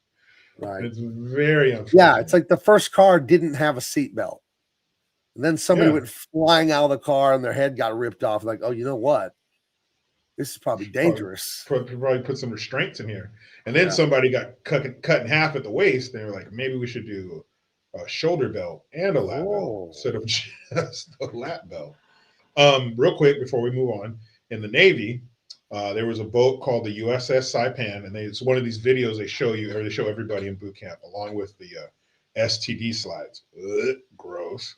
But it was called the USS Saipan, and I want to say it was in the Pacific Ocean somewhere near Asia. And it was during Vietnam, and this is why they changed the tactics and procedure for fighting fires, and this is why they changed uniform requirements. To where you can't relax your uniform because you're in overalls out to sea. So they would like unzip it, take the top part down so it's just your t-shirt, and then you like tie the arms around your waist or whatever if it's hot or something like that, because just to be more comfortable. But no, was it the Saipan? Anyway, things were so this is another thing. This is why they started drug testing and stuff too. So things were very lax on this ship to the point where somebody didn't secure one of the bombs completely to the airplane on the deck of this aircraft carrier. This is before precision guided bombs. Everything was gravity. So if it dropped hard enough, it's going to go off. That's what happened. One of the bombs came loose. I don't know if the ship pitched or rolled. One of the bombs fell loose, fell on the deck, boom, blew up, started a chain reaction because all the planes are lined up. Oh my God. Boom, boom. And it was one of the first cameras on the flight deck. So there's footage of these bombs going off and the camera shakes. Boom, boom, boom. This black and white footage. I think it was from the late 60s. And so you had one side of the firefighting crew spraying fire retardant foam, and you had the group on the other side spraying water. So the water side is washing the flame retardant foam off, and it's not putting the fire out. So that changed things. That changed the way that the bombs are secured. Like I said, drug testing, no more relaxing uniforms because guys got burned real bad because they had their T-shirts on and were fighting the fire. So it takes real bad shit to happen for people to be like, you know what? Let's look at this. In the largest sense, traditions are just solutions to problems that humanity has had. You know? So yeah, like, oh shit. Ditch your traditions at your own peril. Yeah, we lost 20 guys, or we lost 20 guys this week building the Golden Gate Bridge. Maybe we should have safety measures out there. I don't know. So anyways, the vampire and his henchling, like a sub-vampire, they don't do nice things to these women, these ladies of the night. They call them over and then they have their way and then they kill them, I guess. And then throw them away like trash, which is just a travesty. Yeah. I think Billy, that guy's name was Billy. His I think so. Yeah. And then our main character, Charlie Brewster, he's got a future as a peeping Tom, like an all-star peeping Tom. He's very good at peeping at people from secret locations. He's good, dude. He's in the bushes. He's in his room. So he goes outside. He's going through keyholes. He's like he's all over the place. He's doing what he has to do, man. And he goes out to the bushes to get a closer look, what these guys are doing. And remember, he woke his mom up. So now she comes outside, Charlie, and the vampire and this dude look over like, what the fuck? And they see him peeping through the little bushes right there because he's like fucking 10 feet away. And so the before he appears here, you see the POV, much like Lost Boys. Maybe they took this idea from this movie. But you see the POV of the vampire and you hear his footsteps. He's walking on the roof of the house and he jumps off and starts flying. He turns into a bat. And in the beginning of Lost Boys, you have that scene where they're flying up and they grab that security guard. So he flies, lands in the yard, turns back into his human form. Charlie, he looks like, Mom, shut the fuck up. And so they look over and see him, and he's eating that apple, which you don't see vampires do ever, is eat. And he throws... An apple a day keeps the doctor away.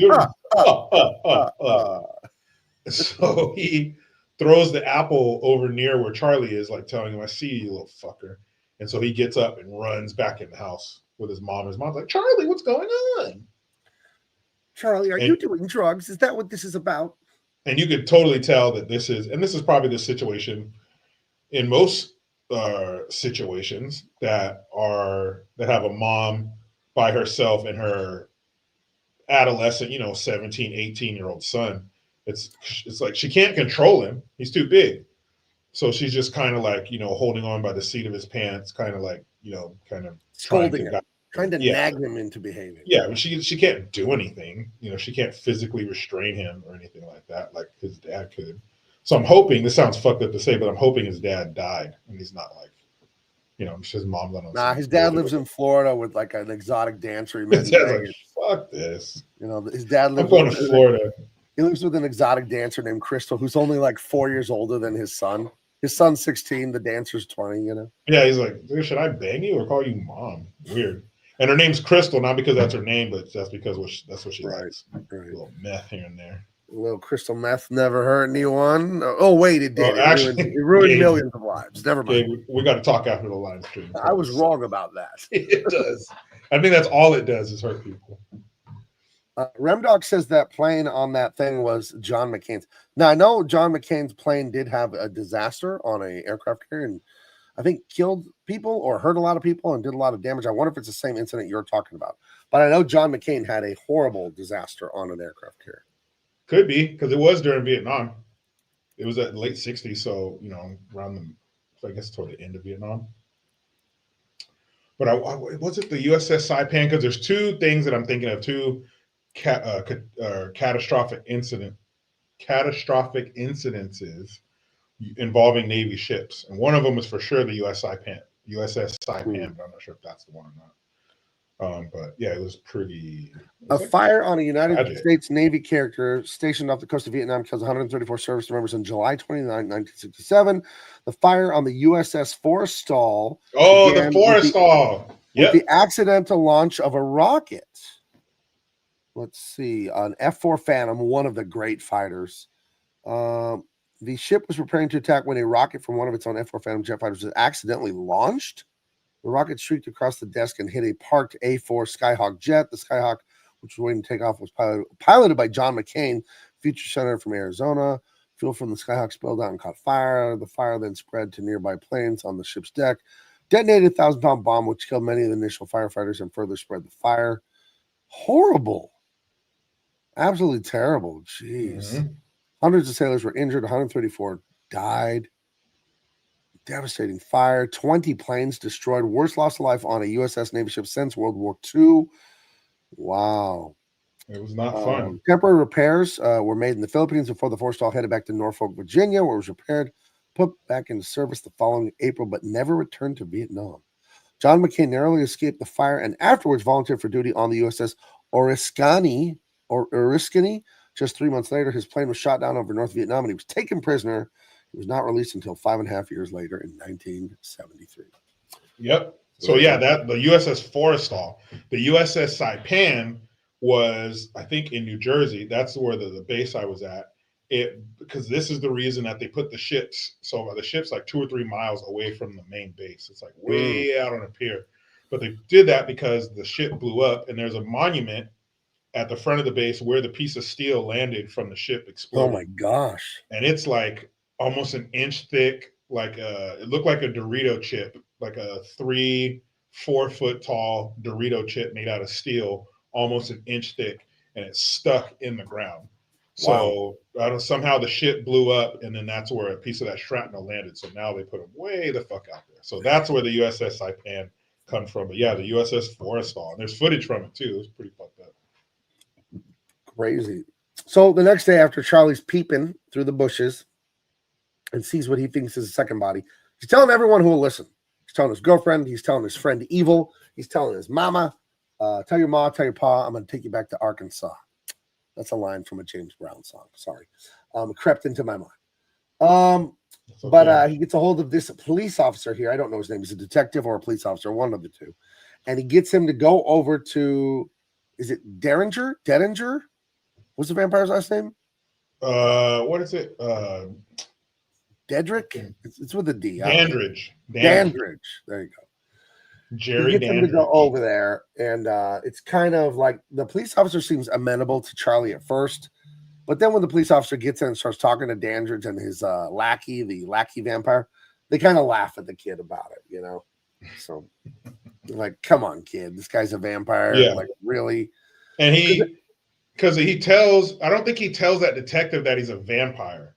Because when he gets there and that guy tells him that, or he says, oh, there's a coffin down there, he's kind of like, what the fuck? You got me here on some vampire shit? Man, I'm sorry. Right, not vampires, but he tells the detective they're killers, not vampires. Yeah, he was pissed. He was like, what? It was like he was finding out for the first time, vampires? Man, and he said, don't you ever come down to the police station again, you little bastard. Oh, fuck me up in his car and fucking left.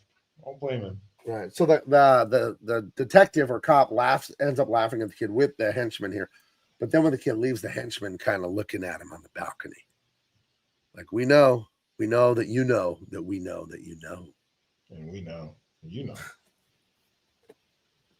So things are heating up. He's telling his friends, telling his mom. And then the mom has invited the guy over. Count horny ass.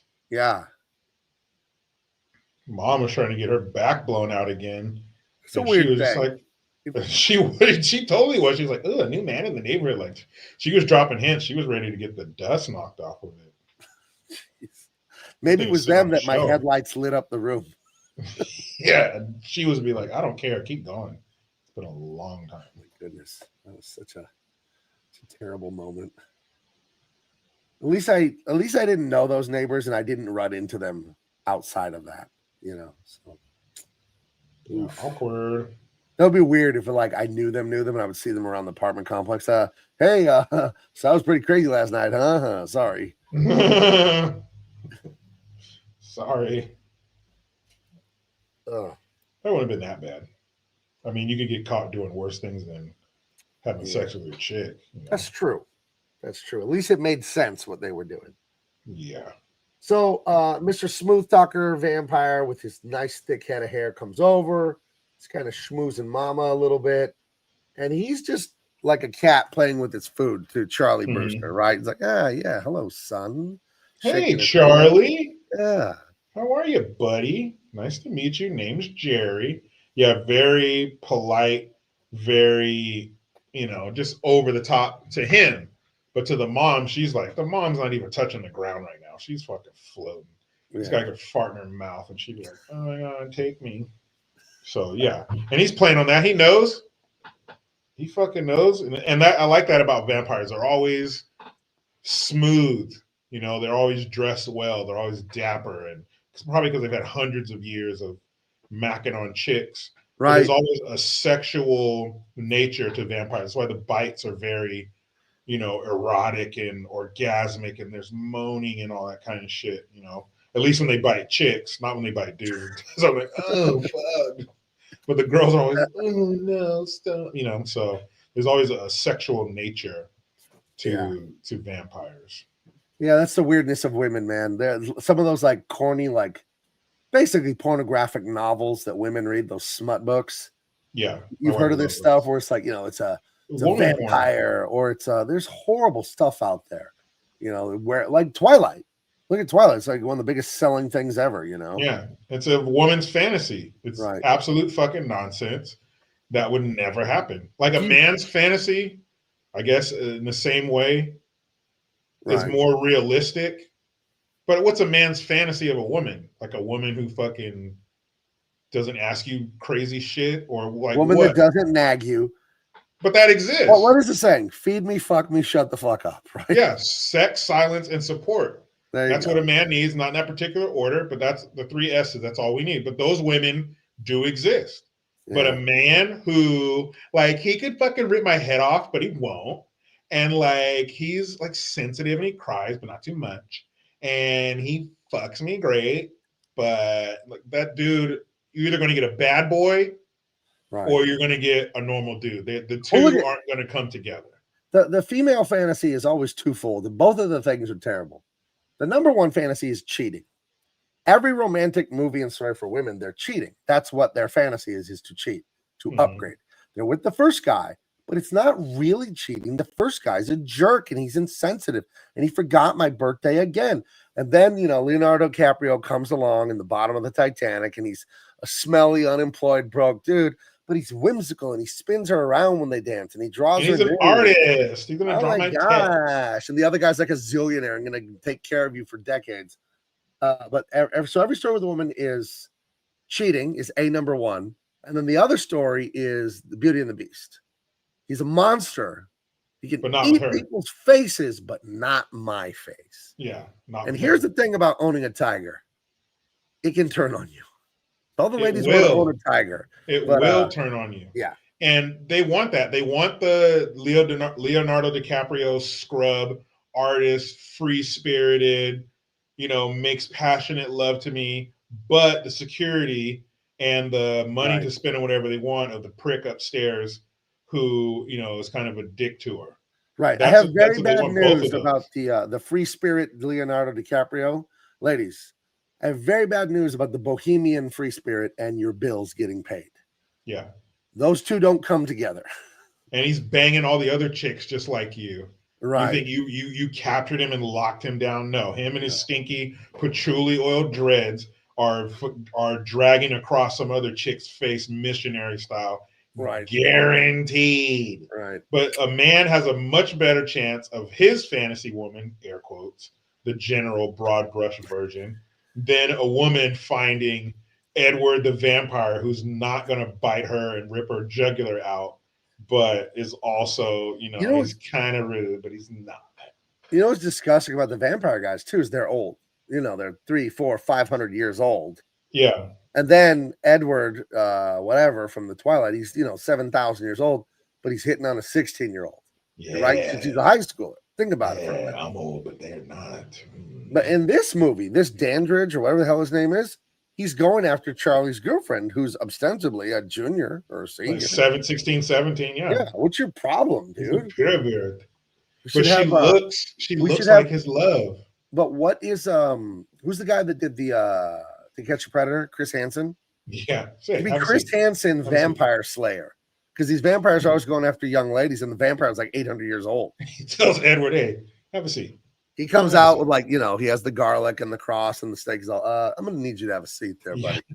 Did you say you want to blank until you blank all over her blank? No, that wasn't me. It wasn't a Bloodsucker 69? That's not you? Well, Bloodsucker 69, that's not your screen name? So what do you got in the bag? Oh, you got some whips and chains and condoms and some candy. What are we going to do with that? No. I was just going to talk to her and tell her she shouldn't use whips and chains and dildos. Yeah, I was going to show her these so she would know how to stay away from them. She can identify them to stay away from them. Right. We're just going to talk. Yeah. Oh, really? You drove 300 miles. A lot of creeps out there. You drove 300 miles and didn't take a piss break to talk to a 14-year-old? Yeah. Drove 300 miles and peed in a Gatorade bottle. To talk to a 14-year-old? Do you know how annoying it would be to talk to a 14? You text 15 times, I'm here, where are you? 15 times in 5 minutes. Was that you? I really wanted to teach her. I really wanted to show her these dildos, whips, and chains to stay away. Well, hey, you're free to go. Chris Hansen, Vampire Slayer. There you go. Yeah, go right out the front door. All right. I won't do it again, I promise. Yeah, okay. Well, Chris Hansen, he's going to have to be like some Blade shit, like half vampire, so he could stick around for hundreds of years to fucking. Chris Hansen tells them they can go. They go out the front door, and Wesley Snipes is waiting right there. It sticks a fucking stake right in their heart, and they turn to fucking dust. Look at this. Yeah, that'd be great. The fake profile's name is Blood Type XOXO. Blood Type 69. Dude, I would watch those shows and wish every time that some rogue cop would just pull his gun out and shoot them behind the ear as they ran out the door, because that's the only way to cure that. But they never did. Jennifer K. Norwood says, y'all, I've been binge watching Chris Hansen's current series on YouTube. He must have a new show. And it's such a great watch. It's insane these dudes still show up. Right? I don't understand. Like, fucking idiots. Horrible, disgusting, degenerate. Throw them underneath the prison. Just whatever, dude. It's. I interviewed this guy named Alan Rosen. Big guy. He played like D1 or D2 defensive lineman. Big ginger dude, big beard. I can't remember. I think his I Protect Kids is on his handle on Instagram. Oh, I've seen that. He catches all the growth, what. Yeah. People. And he's like a big dude. He's like 6'2", like 265, 270, fucking huge. So these guys, they ain't gonna try shit with him. But he was on the Hodge Twins recently. But I talked to him and I said, dude, how long does it take for you to put up one of those profiles and have these perverts just chomping at the bit? He's like, dude, sometimes as soon as you hit enter or send, it's like boop, boop, boop, boop, boop, boop. You're getting all these notifications. I've seen some of his videos. Like, you can't judge a book by its cover. Yeah, you can sometimes, because these slimy, clammy, wet, nasty perverts. Their hair looks like greasy hair stuck to their face. Yeah, they look wet. They look wet, but not wet from like rain, just wet from being sweaty. And they look damp. They look clammy. Yeah, they look like they smell like mildew. Ugh. Some of them they look like they smell like milk, Yeah, but like milk. Sour milk. Yeah, where you smell it, you're like that kind of sour milk. Some of them look like, oh, dude, you're definitely a pervert, for sure. And this was the exact reaction I had when I saw Tim Walz for the first time. Like, that guy, come on. You and Adrian both looked at the screen and went, pervert. I'm not even kidding. I saw that. Oh, that guy's a perv. Dude, just and some of them, you can look at him. You can look at them and tell they're a pervert. There's a French saying. It says, by 50, everyone has the face they deserve. I love that saying. I'm good. I'm about 5 years out. Yeah, I'm still looking good. So, here we go. Thank you. But we need Chris Hansen, Vampire Slayer, because these guys, you can't be 700 years old hitting on a high schooler dick. Macking on a 17-year-old. Yeah. Dude, let her dad find out. Put a stake up your ass first, you Right. dirty piece of, you Transylvanian piece of shit. Right. Ah. Yeah, so he's been told, could be a Oh, vampire. You got to have the cross and he said, don't invite the vampire. The vampire can't come into your house until they are invited. until the owner of the house The owner, invites the them in. That's rightful one of owner of the vampire house. rules.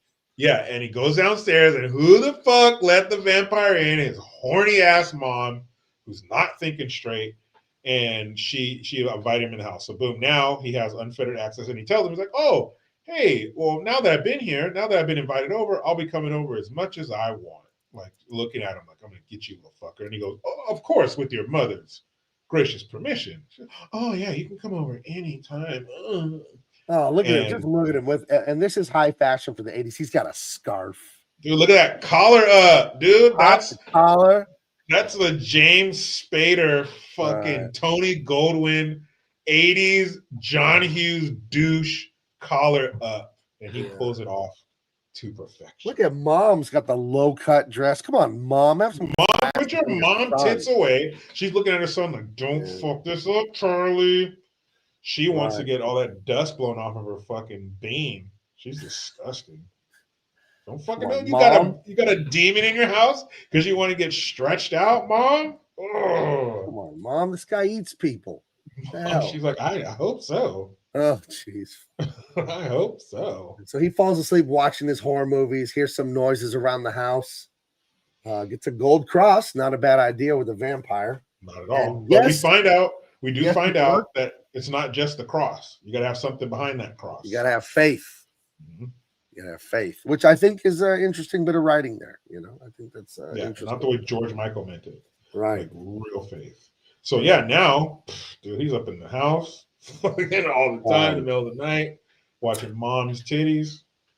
Hardy Harmonica says college professor creep chic, like his whole scarf. Oh, yeah. I will not name names because I don't have any proof. But when I was in college, there was an art professor, I will not say what he taught, who was like in his mid-50s or whatever, and he was like cool. He wore like designer jeans and cool shirts, and he had a full head of hair, but it was all white. And he was like Mr. Cool Guy, and he had a lot of charisma. Mm-hmm. And the girls liked him. And I always wondered if it was like, what's going on with this guy? Did he become a professor because this is a target-rich environment? Because that's what I am assuming. Because he was a little too chummy with the ladies, I think. Of course. In my high school, there was a teacher named Mr. Souza. Tall, full head of hair, blue eyes, the salt and pepper. He wasn't like old yet. He was like that distinguished late 40s salt and pepper. Froze. Good-looking dude. And the girls were always, Mr. Souza. So that was in high school. But in college, where everybody is of age, dude, I wouldn't hate on that professor. Dude, they're adults. Oh, he's a teacher. He's in a position of authority. Oh, whatever. They're adults. So if you get played by your teacher and he smashes you for a good grade or whatever, if you give it up, that's your fault. I wouldn't have a problem with the professor doing that, even if he's quote unquote abusing his power. These are fucking grown-ups. These are 18 to 21-year-olds. You can go out there and get a permanent picture tattooed on your fucking lower back, or drink until you pull a Jimi Hendrix and choke on your vomit, but you can't get some professor ding dong. No, I don't agree with that. Professor Ding Dong. That's his name. No, it's not my name. It's what I'm giving. No, you're Professor Ding Dong now. But any man, and I'm saying, if you're a single man who still has a sex drive, and you're a professor, and these little hoochie mamas want to give it up for the first letter of the alphabet, hell yeah. Get him, sir. You and your salt and pepper ponytail and your Hawaiian shirt. Go get him. And he has a fucking poem memorized, or a passage from some book memorized. Cold. He can stare into her eyes and recite it. And he's going to tell these girls, because it was the art department, he's going to tell them that they have, like, I've been a professor. Megan, I've been a professor for 27 years, and you have a rare talent. I've only seen one or two other students that have what you have. Like, he's going to just talk them up, dude. Oh, yeah, and one of the students was name some famous chick. Right. Boom, you're in there. See, Gabe, you got it in you too. No, I think you already got your rap down. I think you really have it, Megan. I think you should come by my office hours and we can talk privately about how, how we can take advantage of this talent you have. Because I could see you at the gallery shows. I could see you at the MoCA in New York, the Museum of Modern Art and everything. You could tell them anything. The stars and the moon. You remind me of a poem. And here we your go. eyes are azure blue as the deepest waters of the glacier. He has it down cold. He's been reciting it for 20 years. Right. He can say the shit backwards. And she's like floating off the ground. More power to him. More power to him. Ladies, if you fair and square get talked out of your vagina, you just got talked out of it. If it's fair and square, no roofies involved, nothing like that. It's not, but it happens, and you're both adults. So I don't know. Be a better steward of your clam. Oh, and he has a pony. Of course, he has a freaking pony. Of course, it's salt and pepper. I'm still a little young, but I got some experience. I'm not like these young boys out here fumbling around your box. Right. I know how to get there and make you go. Ugh. And that's what he's gonna do. Yeah, Peter Venkman in Ghostbuster. You've got the gift. Remember? Dude, he was Peter Venkman was doing that exact thing. Dude, and he had the one guy, he was doing the test, and the guy, he got all the answers wrong, but the girl, he's like, meet me back here around, she goes, 8 o'clock. Oh, you're awesome. See? Right. No, I know this professor, and I won't say. Yeah, because if I had to bet money, that's what this guy was doing. It's because we all have that professor in us. We all have a little professor in us that in another dimension, Adrian, not this one, but another dimension far, far away in the deepest recesses of our galaxy, another Gabe on another plane of time. Oh, so not me. No, this is another dimension you. But you're single, like you're not stepping out on your wife, ain't doing nothing fucked up. You're a single dude. Hey man, go get him. Go get him, Tiger. Arr. Yeah. And it's not like he has to work for it. They're wearing their fucking short skirts and their low-cut shirts in the front row. They know what's up. They're not fucking dressed like Mormon chicks, with denim up to their neck. They got their uniforms on. They know what's up. Yeah. You know what they won't. I know this guy was doing that. I could just hell yeah. If he's fucking got to have a brain. He was so cool. And then he told me that I look like a bitch. And then he recited a poem. Oh my God, a poem. Yeah. Can you imagine you're looking at this girl's painting or her etchings or whatever? They're just horrible. She can't draw to save her life. And you're sitting there trying to just compliment it and talk about it. That's right. You want to get that poon. And you're like, oh, and the strokes. Oh, look at this. Oh, your interpretation. Really? Really? Rarely am I overcome with such strong emotion looking at a painting, but you've really captured the essence of what it means to yearn, what it means to be human. Really? The juxtaposition, the contrapposto in this pose. Starts using all those big art words. Oh my God, yeah. I haven't seen such tenebrism since I was a graduate student 30 years ago. What? That's right. Oh my God, that's so awesome. Like everybody I know tells me that I paint like a fucking monkey with Down syndrome. But you're the first person to tell me it's awesome. He goes, I would never mind. Forget I shouldn't say it. No. Say what? What? It's fearless. It's bold. You're really speaking to what it means to be human, what it means to be alone in the universe and yearning out to wanting to be seen, wanting to be touched. No one has done this. I haven't seen anyone do this in years. Ever. You're the first I've ever seen with such talent. Really? Yeah, really. We should talk about it. And then Jennifer's right. He's going to ask you to his townhouse for a dinner party. Yeah. Yeah. He's going to be serving sausage at that dinner party. Yeah. You're going to be serving cut sausage at that fucking party and a guest of one. Where is everybody? They haven't shown up yet. Really?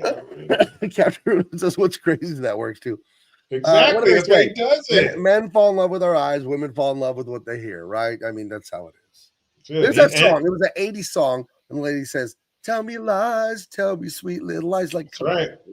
And she's sliding those undies right off. Listen, guys, for those of you guys out there in my audience who are doing bad with the ladies, women tell you over and over and over and over how it works. You ever get in a fight with a woman? She's like, it's not what you said. It's how you said it. That's not a bad thing. That's the skeleton key, dum-dum. She Mhm. just told you how it works. It's not what you say. It's how you say it. Yep. It's just how they feel. Yep. So, And think of something you've been doing for 25 years. Whether, let's say you're a smoker, how you pack your cigarettes and smoke, something you've been doing for 25 years every single day. right. You are going to be awesome at it. And if you've been practicing this rap, because the girls, they come through your class, they don't come back, they're brand new every time. If you've been rehearsing this rap for 25 years, the words you use, the poem you Oh recite, my you're going gosh. to be so fucking Just good. wait. You're going to Just wait pinpoint the till moment. You're going one to of those. pinpoint the moment where the final tumbler Right. falls into place Right. and the lock is open. You're going to be able to see it in her face. Right. Just wait until one of your little ingenues that you had with last semester overhears you giving the rap to the new girl this semester. Then you're done. Yeah, but you're just done with that chick. She'll be out of your class in 3 months, and there'll be a fresh crop of them who are like, bold, what'd you say? And then fucking Your work, Megan, over. your work is fearless. Oh my gosh, I couldn't. What? I You don't couldn't use the what? word prodigy that often with a student. What? No, ask me. No, it's you're a student, I'm a teacher. No, ask me. I have this art exhibit coming up this weekend. Can I use your paint? Yeah. You can also use my holes. Yeah. So there you go. Let's see. As many as the rich guy falling for the poor girl in Mexican soap operas. Oh my gosh. Love it. Yeah, Yeah, she's that's just always Cinderella. She's scrubbing the toilet and then Prince yeah. Charming picks her. That's the Her end. sun-kissed skin, plucking oranges from the But branch. a lot of women haters hate these concepts about the nature of a woman. I find it charming and fascinating. Because women hate women.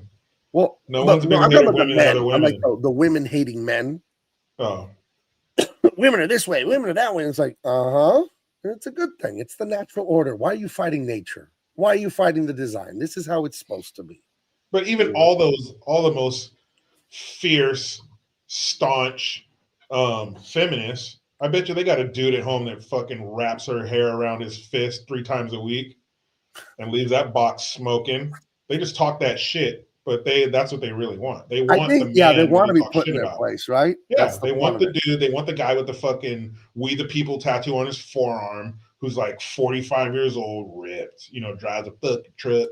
The guy that the Trump supporter that they claim to fucking hate, they want that dude behind them, fucking making them make strange noises. Right. I saw someone posted a bunch of screenshots from Reddit of like far left women saying, I had that sex dream about Trump again. I don't know what it Yeah. means. Because you want a fucking red-blooded Republican They who want believes that illegals authority. need to They get the want fuck out of power. here. Yeah. Yeah. They want authority over them. They want somebody to control them, and they want somebody to fucking leave them a shaking mess in a puddle Right. of fluids. That's what That's they so want. funny. And the dude who's standing next to them with a pussy hat on holding a purse is not going to do that. He can't do that. He's going to put the tip in and go, oh, no, don't move. They don't want that. They want some dude with I think fucking it's beer on his hilarious. breath to fucking handle it. But out in public and in their circle, he's misogynist. He's gross. Fucking conservative. Heather says she's loved having a man to rule and work. How God intended. That's how Right. it be. Come home, That's leave how it those be. leave those boots by the door. Give me a hot meal, a cold beer. Go upstairs and do what he has to do to you. That's right. We'll do it again in the morning. Leave that chest heaving. Right? Leave it heaving. That's You right. stand in the moonlight, sweat on your back, because you just put in work. It wasn't an 8-hour shift, but you put in work. I've done that before, fellas. I hope every man has this experience. I mean, maybe if I smoked cigarettes at the time, but you do what you got to do, and you're out there in the moonlight smoking a cigarette, and steam's coming off of you. Hell Right. yeah, Yeah. been there. Whew. Been Yeah. there. And that was the Love Hour. Oh, all right. Double Impact. Catch us Love live talk. on 102.3 The Meat. Temptation Tuesday on Double Impact. Have that fucking sound bite. Anyway, He catches Yeah, we're talking about a movie. this perverted vampire in his house. It turns out vampires have supernatural strength. Yep. That's not great. No, not when they latch onto your larynx like that. That's not good. It is interesting that the vampire doesn't just kill him. He just kind of toys with him, talks shit to him. And he, remember, he nails the window shut after he gets home. He's all spooked. Because in this scene, when he's choking him, he's taking him over to the window to throw him out the window. Kind of make it look like an accident or whatever. And he reaches over, he has him by the throat, and he reaches over with his left hand and like flicks the lock off the window. Super easy. Lifts the window up, rips the nails out like it's fucking nothing. So they're really showing you how strong this dude is. And he's slowly pushing him out the window, and he pulls out his little cross, but it doesn't do anything because, like Gabe said, he doesn't have faith. You don't have faith. It's just a trinket. If you don't have the belief behind it, it's just a trinket. It means absolutely nothing. He knocks that out of his hand, like, get this shit out of here, kid. And so he starts dragging him over, and he's slowly pushing him out. And he's reaching. He's like scratching, leaving marks in the wall, trying not to fall out the window. He reaches and knocks over this like coffee mug with pencils and pens in it. Takes one out and fucking stabs him in his hand because he's about to fall out the window and die. So in his last ditch effort, he stabs him through the hand with the pencil. And I like how it like turned him into the vampire. Like it like did something to him. I don't know. It just made him change. And so he turns around, and you get the first look at the vampire Jerry. Why can't I think of his last name? I want to call him Derringer, but Dandridge. Dandridge. I was thinking Dorothy Dandridge. Mr. But yeah, Dandridge. You get your first look at Jerry Dandridge being a fucking vampire. It's scary. Again, 1985, so you're looking at it through the lens of 2025, so it's not as cool and sleek. But think of being in 1985 or the 80s. I was a little older when I saw this, or maybe the early 90s. As a kid, seeing this, man, that's scary as fuck. Because that's not your traditional two-fang vampire. That's like a monster thing. And I remember having a book, the Fright Night movie book. This is something they used to have picture books, but movies would make books, and it would give you like a shrunken version of the movie, but you get pictures, and that allows your imagination. I remember I had Superman 4, and little did I know how shitty that movie was, but the book was cool because you get still pics from the movie, and you're imagining all this shit, and this was one of them. And I remember this picture right here would scare the shit out of me. Speaking of scare, I shared this at the top of the show, but I just wanted to share it again really quick. I love Halloween. I love dressing up. I went to an awesome Halloween party on Saturday, and I got a question for you, Jericho, after I show this. This is me and my brother Abe. I haven't seen him in a year and a half. He was in town. I gave him a Bronco jersey and hat because he didn't know we were going to a Halloween party. And but in honor of letting my guard down and all that, before we went to the party, I couldn't find a white shirt to wear. I'm Roger Rabbit, by the way. It's who I'm supposed to be. I couldn't find a white shirt, and I took some goofy pictures at the house, and that is me. And then I didn't realize I have a bow tie on, so now I'm a Chippendale guy. Yeah, but I thought you went as a stripper. It is a weird thing with the blue bow tie and the bunny ears, but that was me before I got a hold of a white shirt. But me and my brother, we had a great time. But I want to ask you, Jericho, before we go forward with the movie, what are you going to be for Halloween? Are you going out? You're going to dress as something and go with your kids? My wife and I went to a Halloween party on Friday, and we were homeless vampires. And I had a sign that says, "We'll work for Tweaker Blood." And then I even splashed water in my pants to make it look like I pissed myself. Attention to detail. Right. Made it look like you pissed yourself. Yeah, right? So we did that. But I don't know. Usually when I go trick-or-treating with my kids, I'll put on like a wig and a bathrobe. Just some real simple shit. I'm not like going to do an actual costume. But yeah, I do something and then go out with them, go trick-or-treating. We have neighbors. Dude, I must admit, I have a bit of a problem with, and I think I mentioned this last time, with Halloween decorations rivaling Christmas decorations. Yeah, they are rivaling Christmas now. It's crazy. But we have neighbors who do this. I wouldn't call them, they're like 2 block away, but they're our neighborhood. They do like Pirates of the Caribbean theme on their lawn. Like they have a bridge.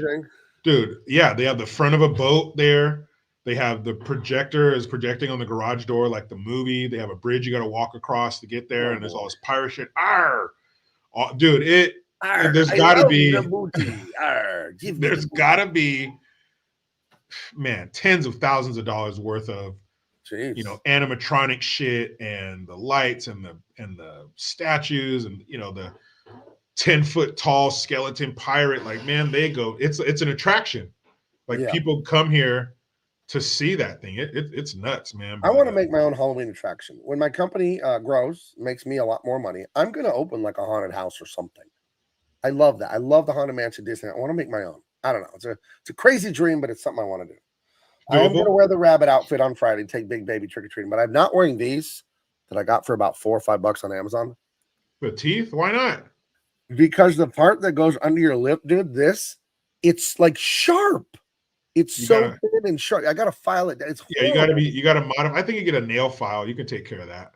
Yeah, it's They're awful. pretty fine. Because I'm sure Big Ow, Baby would yeah, want it like you. slashes your gums almost. It's terrible, this thing.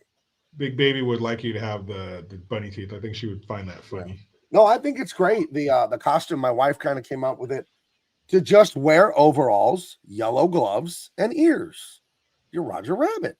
It works. We got to do that movie. That's a great movie. Oh, we're gonna do it. Well, I told you I had lunch with one of the animators, so we'll have him on to talk about it. We'll do, yeah, for sure. So. Yeah, I love that movie as a kid, and that was one of my favorites. Man. Please, Eddie. He's all, that don't rhyme with walls. No, but this does. That was my favorite part when he kicked that tune in the nuts, man. He's like, he's singing a song. Points out that I was Fireball Mario. That's true. That's true. It's Fireball Mario. There's only one Mario. No, there's when Mario and Luigi. He gets the fire flower and he can throw fireballs. This is his outfit. White. Isn't it white? Aren't they white? Well, let me go look it up. I don't know what it's been a long time. But yeah, there's Mario's inside of the Mario game. Yeah, when he gets the fireball, he's white. Yeah, he has white overalls. Yeah, in the old game. He has red overalls and white shirt. No, look at there's white overalls and a red shirt. In the original game, he's his white overalls. Oh, I'm looking at this drawing here. No, that's it. The OG game, they're white. Okay. Well, either way. Trust me, Gabe. It's one of like 3 games that I had as a kid. I know. Okay. Well, here we go. All right. So he tells his mama vampire stuff's going on, stabs the vampire in the hand. The vampire screams and gets away. Yeah, but he fucked her door up so she couldn't open it before he went into his room. Right. So she's like banging on the door. Charlie, are you okay? Are you okay, Charlie? And he's like, oh, I'm fine, Mom. I just had a bad dream. Is that why you were screaming and fucking destroying your room because you had a bad dream? Okay, it's a movie. Good night. And he tries to call. He tries to call somebody, and the fucking vampire is like tapped into the phone line. He picks it up. He's like, "Hey, Charlie, fucking leave me alone, man. Don't touch my mother." All right, Charlie. Good night. What if it was like a corny movie and the vampire married his mom, and then the vampire's just like his stepdad? And he doesn't want to kill him. He's just an asshole to him. He's the kind of guy that'll go out in the yard and trim all the leaves off a bush and then tell Charlie to pick it up. Yeah. I'll do the easy part and then make the kid do the shitty part. Yeah, well, that's what you're supposed to do as a parent. But he every night he falls asleep with his pillow wrapped around his head because he's in there blowing his mom's fucking back out just to do that. Oh, what an asshole. What a dick. Well, if you watch that Terminator movie, you get to see Arnold as a stepdad. The Terminator is a fucking stepdad. The dumbest shit ever. But yeah, he gets the idea. Hey, I'll talk to Peter Vincent. Yeah, he'll know what to do because he does it on TV, right? And Peter Vincent is the late night old schlocky horror movie host, and he's the vampire slayer. Is the character he is? Peter Vincent, vampire slayer. So he goes to Peter Vincent at the TV studio to like, hey, I think there's a real vampire. I need your help. And he's like, dude, I'm a guy from TV. Yeah, fucking weirdo. Get out of here. Somebody get this kid away from me. What's wrong with you? But and he's talking to his girlfriend and his best buddy Evil, who is a great 80s sidekick kind of character. He plays that well. The kind of a spaz and kind of like just says like outrageous stuff. But that's the formula. And why mess with the formula? If it works, don't fuck with it. That works to have that nerdy friend. Right. And the girlfriend, Marcy Darcy from Married with Children, they go to the old man with the spray painted white hair and they pay him money to go and do what Charlie wants. Go and like, we're going to go talk to him and we're going to confront this vampire guy. We're going to get him to drink holy water or, you know, touch a cross or something like that to prove he's not a vampire, you know? So, but these three here that are going to quote, help Charlie, they don't believe it. They think Charlie's lost his mind. They're just doing this to fucking satiate him and shut him the fuck up. So I think they call, they're going to head over. The old man and the kids come over. And he's of course kissing the 17-year-old. Yeah, he's all up on his fucking girl. He's like, "Oh, and who's this?" She's like, "Oh, I'm Amy," and he like kisses her hand. He's, "I'm charmed," and he goes, oh, "Isn't that what vampires are supposed to do?" Ha ha ha ha ha. Like, nah, dude. He definitely hid that in fucking slobbing down her hand. How you feeling, like, Jericho? If you go to some guy's house and he takes your wife's hand and he's like, just laying a real tender one on her hand. Who the fuck does that? No, I mean, kissing my wife's hand. Hell no. How do you know? Because some guys do this little move. Like you're out at a big party, they like try to kiss your wife on the cheek. That air kiss thing. No, I don't like that shit either. We don't do that. Yeah. But a lot of guys do it though. A lot of guys do that. No, we don't fucking do that. I don't even like hugging my wife.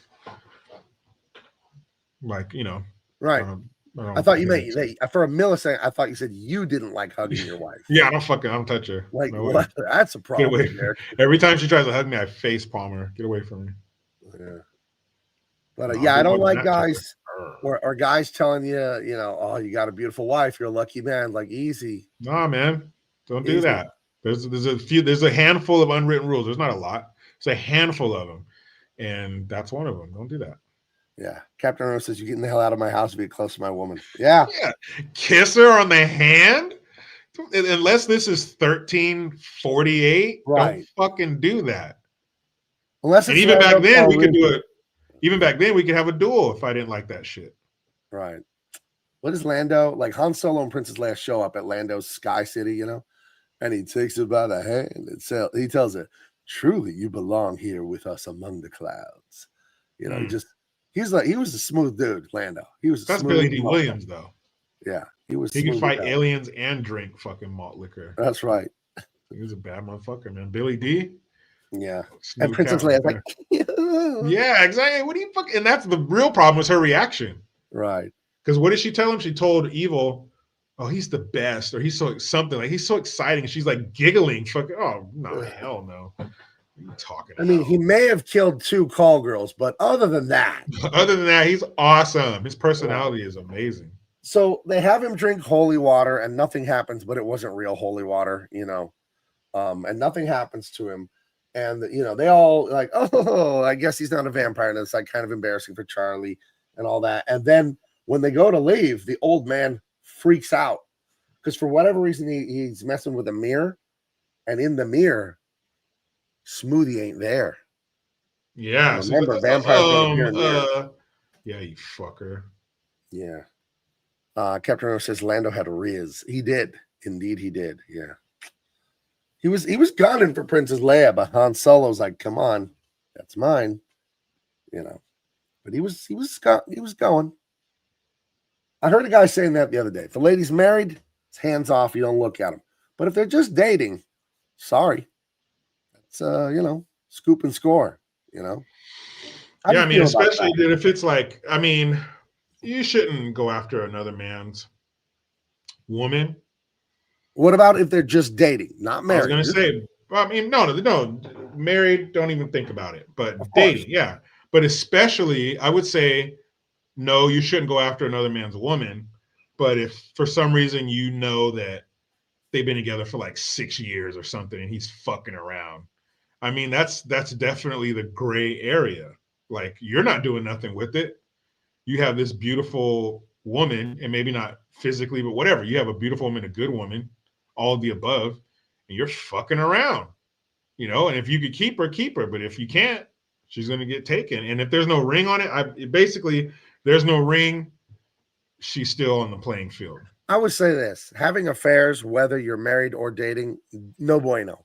But if a woman has a boyfriend and he's whatever, and you like her, you could tell her to break up with him and date you instead. I think that's fair. Mhm. but like sneaking around to being her like cheating boyfriend. No, Cheating no, on no, her hell no, boyfriend. never that, No. never that. But But if you're like you say, fucking hey, around, hey, this guy you're dating's a fucking bum. Like yeah, seriously, when are you gonna step up to a real man here? You know? yeah. How come he hasn't put a ring on it yet? Yeah, 5 years? Come on, 6 years? The fuck are come you on. doing? What are you doing? That's fine, but yeah, the whole double life and sneaking No, around. no, no. No. That's not We good. don't do that. We do That not can get you. endorse that. That can get you hurt. Yeah. That can get you hurt. But a wife, no, don't even fucking look at her. That ring, that's locked Rem down. Dog says, I've always followed Jack Nicholson's axiom in Batman. Never rub another man's rhubarb. And you see what happened to him. Yeah. Not So, great. yeah, hands off. So anyway, Charlie's slightly embarrassed. This dude's not a vampire, but He is though. right. So And now, I like how much story there is in this movie. Again, at the top of the show, I said I thought this movie was just rah, I thought this was just monsters, the monsters chasing people. And so I didn't know what this movie was. But there's actually a story which caught me off guard. I enjoyed it. I was drawing all morning and had this on my iPad in front of me while I was drawing, kind of listening and watching. I was like, oh, it's an interesting little story here. So what were you going to say, bud? at that moment, other than Charlie, Peter Vincent is the only other person who believes that Jerry is a vampire, and he's not. He didn't say anything. And then Charlie's like, "What? Why are you acting like that? Why are you shaking? What did you see? What did you see?" He had no reflection in my mirror, and then takes off. Right. Leaves Charlie there with Evil and Amy, and Evil's like, "Man, I'm going home." He's like, "No, pencil dick. First, we take Amy home." There's some chivalry there. This was when chivalry was on life support, and they both guys walk her home, and they're walking her home, and Evil says, "Man, why don't we cut through this alley? It's faster." And he's like, and Charlie's like, "No, lights and people. The more the merrier. The more the better. We need to keep going." And Evil's like, "No, fuck that." He's like, "I'm going through here." He's like, "I don't believe in that bullshit. I'm trying to go home." So he dips by himself, and Amy and Charlie keep going, and then they hear Screaming. They scream, and they run back, and fucking Evil's like, "Oh my god, he bit me. I'm turning into a vampire." And they're like, "Oh my god, Evil, are you okay? Charlie, hurry up and help me." What do you say? Like, stake me or something before I turn into a vampire and give you a hickey. Ah, ha, ha, ha, ha. Ah, fuck you, Evil. He's like, basically, "You dick, shut up." He's like, "Ha, ha, ha, that shit's stupid." And then they take off, and then he really does hear like some shit behind him, and then Jerry shows up. "Hey guys, is that you? Stop playing around." One of those moments. And then he's backing up all scared, and there's like this fog, and then boom. A little backstory on Evil. He's kind of a nerd. He's an outcast at high school. He's obnoxious and loud and silly, but like the vampire, Jerry, puts it to him like, they won't pick on you anymore. Yeah. And I can show you a new way to live. And like, he's not going to kill him and just drink his blood and throw him away. He's going to turn him into a vampire. That's what he offers him. So he's like his name is Jerry, because it makes you think, what if Jerry Seinfeld was the vampire in this? What's the deal with drinking blood? What's the deal with sunlight? What's the deal with sleeping in a coffin? It reminded me, of course, this came out way before, but in 300, the little fucking deformed dude is like, "I will fight by your side, King Leonidas," and he goes, "Hold your shield up." He couldn't do it. That's what and then King Xerxes was like, "I will make all of your wildest dreams come true. You have women and money." Right. And he sold out the Spartans. So that's what this little fucker did. Yeah. He has the vampire turn him so he can sell out his homies. Yeah, Captain brings up a good point that it's always a bad idea to go through Stabby in the back alley. Yes, you don't go through the dangerous alley. That's where shit went down in the 80s and 90s, especially the 80s. You don't go down. Dude, if I'm walking at night in a big city and I see an alley that has steam floating around in it, come on, man. I'm not going in that alley. There's only one thing down that alley: a bunch of punks with mohawks and leather who are going to say, wrong neighborhood, motherfucker. Where you going, punk? Give me your wallet. They're going to pull out a switchblade. Yeah. Someone's going to pull out a switchblade. Right. and they're gonna Give me the wallet. Give me the wallet, man. And then I'm either gonna have to cower and give him my wallet, or kick the shit out of them, while all the other ones I'm not fighting wait patiently. They wait their turn to get kung fu'd in the neck. They wait patiently for their turn to get fucked up. And then they're all, some of them I threw into the black trash bags lining the alley. The cardboard boxes conveniently piled up for them to land on. One of them I threw in the dumpster and the door closed from the force. And the last one I throw him and his butt goes in the trash can, but his head and his feet are sticking out. Come on, man, let me out. And then I tell my girl, let's get out of here. I grab her by the hand. And we run, and we always have dress shoes on because it's what it sounds like when they run. Mm-hmm. They all have dress shoes on. Because everybody knows it's comfortable to walk around in dress shoes. So yeah, this little vampire bastard, goes over to Peter Vincent's house, and he tells him, he knocks on the door. Who is it? There's vampires out here. Let me in. Oh. And so he unlocks like 8 locks and lets him in. Are you all right? And then he finds out. And then he's a vampire. Yeah, he's a vampire. And then he takes a cross, puts it up against his head, burns like a cross into his head. Because I guess you don't need the faith if you touch him with it. Or if they touch it, because when Amy and Evil and Peter Vincent went with Charlie to Jerry's house, he drank the holy water, which probably wasn't holy water. And then he told him, we'll have him touch the cross. And then he got worried, and then they pan over to his fucking Igor, and he got worried, like, oh, should we touch that thing? That's a different story. Because then he touches this little fucker with it, and he has no faith. And he touches this little fucker with it, and it burns him in his head. He's like, and again, the pain turns him into a vampire. And again, it's not the 2 fangs on the canines. These guys got like fucking 8 sharp teeth. That would be a nasty bite in their mouth. And he has the cross. Go, you get out of here right now. And then fucking Evil goes and jumps out the window. He's still pathetic. Even as a vampire, he's kind of stupid. Yeah, he's still a weak little piece of shit. Yeah, the vampire, becoming a vampire does not make you cool or confident. Yeah. You just have sharp teeth now, and you can't die unless you're outside when the sun's up. So then they go to this club. So it must be one of those underage nightclubs because they're high schoolers. Yeah, and there's a guy with a beer. There's a black dude that has a beer. So are they 17 or fucking 22? They got fake IDs. But I guess under 21 things or under 21 clubs were a thing back then. But like I said, the dude has beer. I think I've heard of clubs, never been to it, where there's drinking and there's underage, and you have a wristband. Mm-hmm. And like if you're able to drink, you have a wristband, or vice versa, or something like that. And then they won't serve allegedly they won't serve the 18-year-old. Mm-hmm. So maybe it was something like that. But for a small town, this club is popping. This looks very LA, New York. And again, 700-year-old vampire hitting on high schoolers at the club. Dude, but is she a high schooler? Fucking. Oh yeah, I guess they were at high school. They were high school. Oh yeah, she smashed the fucking sloppy Joe in his face. Right.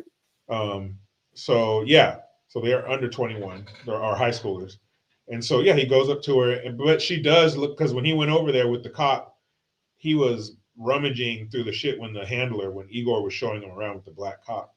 He was rummaging through his shit and saw a picture in a box, and the picture looked just like her. And he goes, Amy. And then he mentions to his henchman, she looks just like her.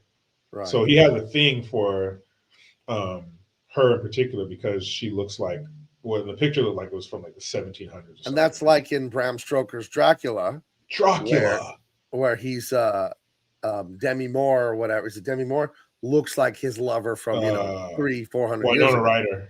Right, Winona Ryder. That's right. Yeah. Yeah, Keanu Reeves. Dude, my dearest love. Dracula, dude. No way. My dearest love. This dude is like totally weird and like. This guy's bogus. He was drinking somebody's blood. Dude, he licked the blood off my razor, dude, that I was shaving with. I was like, whoa. And then he came out with like his hair up and like an old grandma nightgown. It was really weird. Like, dude. And they're like, all these wolves are like, oh, I was like, fuck, dude. And these hot chicks like came out of the bed and like Yeah, and they cut me and they sucked me. They didn't like suck that, but like sucked blood. Like I couldn't move, and I was like, whoa. And they were like, whoa. It's like, yeah. No thought was a plague in the streets and a freak in the sheets. Sincerely, Bram Stoker's Dracula. Sincerely, Keanu. Well, you can't write your real name. No, I'm writing it. Sincerely, Keanu. Nice. Oh my goodness. I didn't know how much property and like buying titles to land was in the Dracula thing until I actually read the original book. That Yeah, he it has got a bunch of fucking- he has a bunch of real estate in England. It's like, oh, that's part of the book. Interesting. Yeah, that's what connected Keanu to Right. him. His company sent him out to do some It's shit. an amazing book. If you haven't read Dracula, what are you doing? Especially this time of year. Go and read it.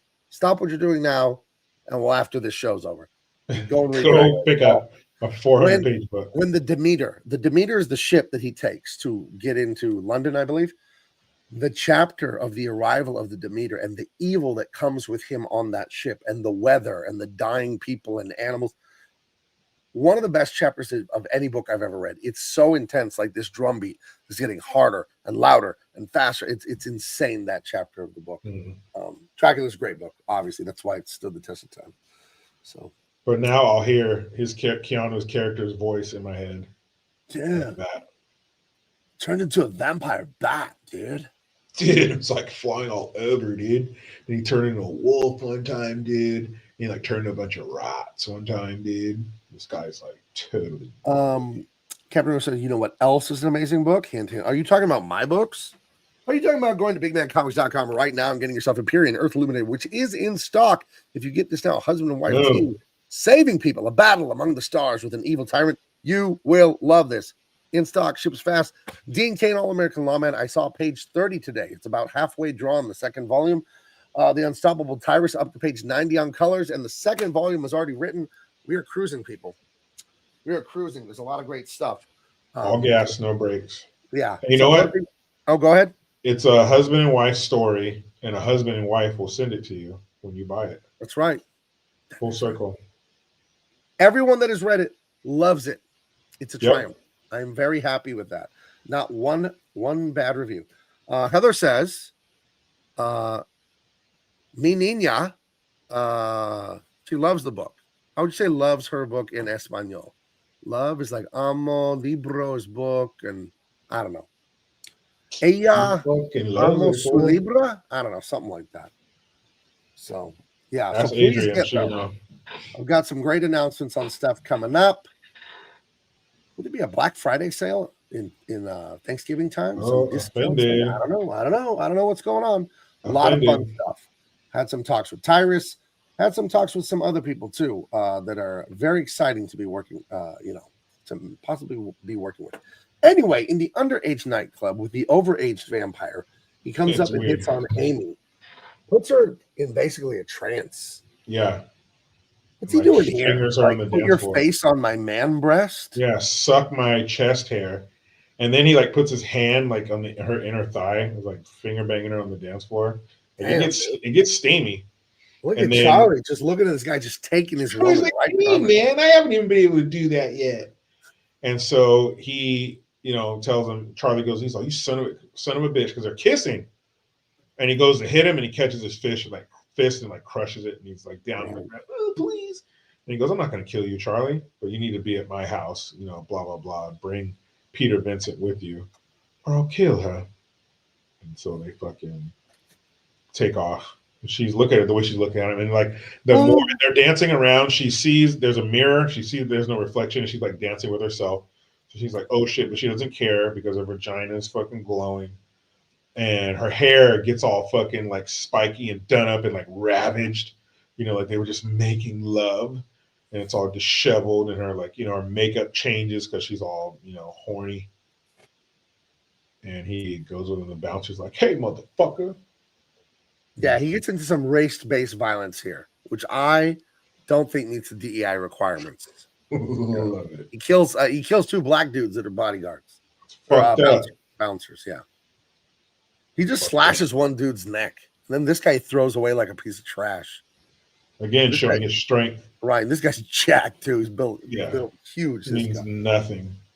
I watched that animated series on Netflix, Castlevania. It's really good. Is it? No, oh yeah, very good. The Cool. stories, the voiceovers, the animation. A Fucking awesome. guy, I believe Warren Ellis, comic book writer from the studio I came from, Wildstorm, he wrote a lot of that. So No, it's fucking great. I give it a 10 out of 10. cool. I haven't seen it. I don't have Netflix. Oh, it's amazing. So Did you- anyway, Charlie, after getting punked at the club, goes over to Peter Vincent's house, like, hey, we got to go over there. Hey, He's got bitch. Amy. We don't know what happened to Evil. He's out of control. He's got great, thick, dark hair. He's beautiful. That's neither here nor there. How are we going to compete with that mane? He's not Mel Gibson, but he's got great hair. But it's close. It's not Stallone or Gibson, but dude, it's a lot of thick, dark hair. Yeah, it's looking good. You know, and Amy's eyes were lost in it. What are we to do? But He doesn't want to do seen it. Peter Vincent, No. he does. He's like, no, I'm a fucking TV show host. This is bullshit. I'm not doing this. It's all dude. I do it on TV. It's He's not like, I real. spray paint my hair white on a like public access Yeah, this channel. shit's not real, kid. But he has props from the movies he was in. So he has a real gun. He has stakes, wooden stakes, and I think garlic. I don't know. He has vampire hunting stuff. You know. So back at the crib of what is his name? Diedrich? Derringer? Dandridge. Jerry Dandridge. What's the deal with his last name? Can you imagine if it was Jerry Seinfeld, the vampire, and George Costanza was the henchman vampire? Jerry, the sun's coming up. You better get the fuck down there. So she's been bitten, right? No, he comes in. There's the painting of the woman that looked like her, centuries ago, just like the Bram Stoker movie. And he comes in. He takes off some of her clothes. Yeah. And then he munches down on her neck. And she's in ecstasy when he does it, which is weird because I've been bitten and it never feels good. You ever been bitten? Dog, human? Oh yeah. It's not, kids bite. Little business. toddler kids will just come up and bite you on the stomach or the leg because they don't know any better. Not the business. Big baby bit me on the belly. We were on the couch the other day, just for no reason. Then she laughed. I'm like, ah. No, this is not funny. Yeah. Hurt.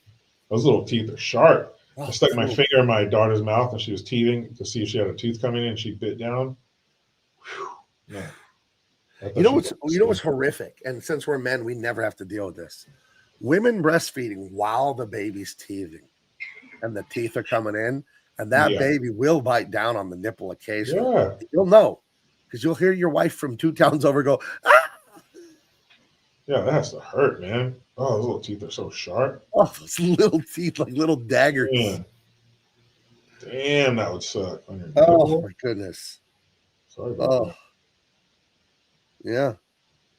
But that's how it goes. Poor mama. Old Renaissance Brewer says, I can't see her and not see Marcy. Yeah, that's all I see too. Married with children. Yeah, I can see there's nothing else. So Charlie shows up at the house. He's there with Peter Vincent. They've got all their vampire killing shit. They go in, and I saw this scene at my cousin's house when I was little. Just this 1 minute. My cousins, Tim and John, they were allowed to watch everything, and I would see stuff at their house that I wasn't allowed to watch because they'd be watching it. And I think I left probably because this was scary to me as a kid, but I remember the guy holds the cross up, Peter Vincent, and then Jerry Dandridge, not Seinfeld, gets the cross and crushes it and says it doesn't work if you don't have faith, which is terrifying. Yeah, because he thought, I just bust this out.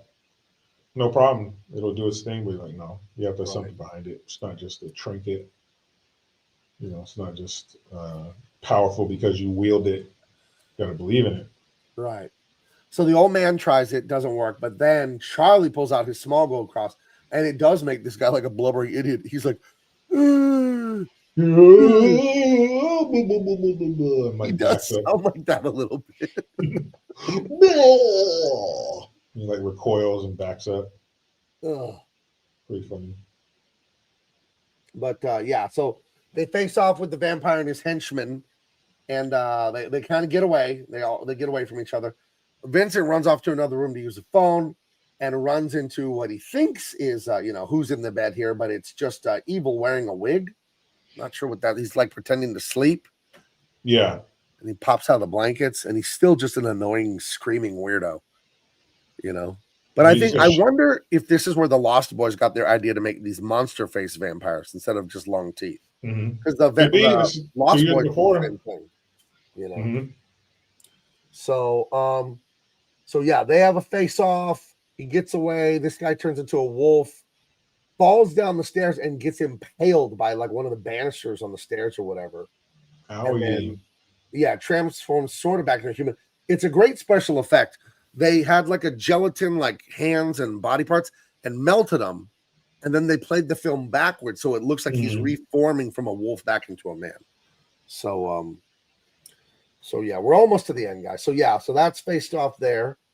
And you think he's dead, but you never see him like explode or burn up or anything like that. But you think he's, and that's a rule in movies. If you don't see the body, is somebody really dead? Anyway, fucking dead. Yeah, Charlie's been beat. He goes into the room with Amy, and he wakes up Amy, but she's got the teeth. You bitch. Right. And so then Peter Vincent, he's gonna help more. I love the way this old mansion looks with all the steam and the fog all over it and everything. And he faces off on the stairs with the henchman. Charlie's in the room, and he's going to break down the door. Peter Vincent's going to break down the door with Charlie stuck in there with the girl vampire, his girlfriend Amy. And to do some cover, he says, bang on the door as loud as you can. He like, help me, and scream. And that way I can break the other door and they won't hear me breaking the other one. So they do that to run some cover. But it's too late. She's been bitten. But Peter Vincent tells him, if we can kill the vampire before she turns, then she'll be healed, right? She'll turn back. So, but they got to kill him.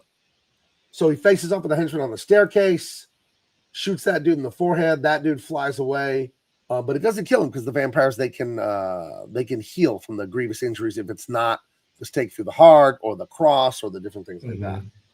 So that guy comes back up with the bullet wound in the forehead, and they end up staking him in the heart. He almost kills the old man, but then Charlie saves him by staking him, and he drops the old man. He was going to throw him down the stairs, and then he melts. And I thought this was a really cool effect. It's really gross. It's all, and you got to understand, if you were there in the middle of the 80s, Jericho, you know this, and you guys in the audience, ooze, slime, it was like a thing. It was trendy. There was slime that you could get with He-Man, slime with Ninja Turtles, slime. I'm sure there was G.I. Joe slime. Nickelodeon had slime everywhere. They still do 40 years later.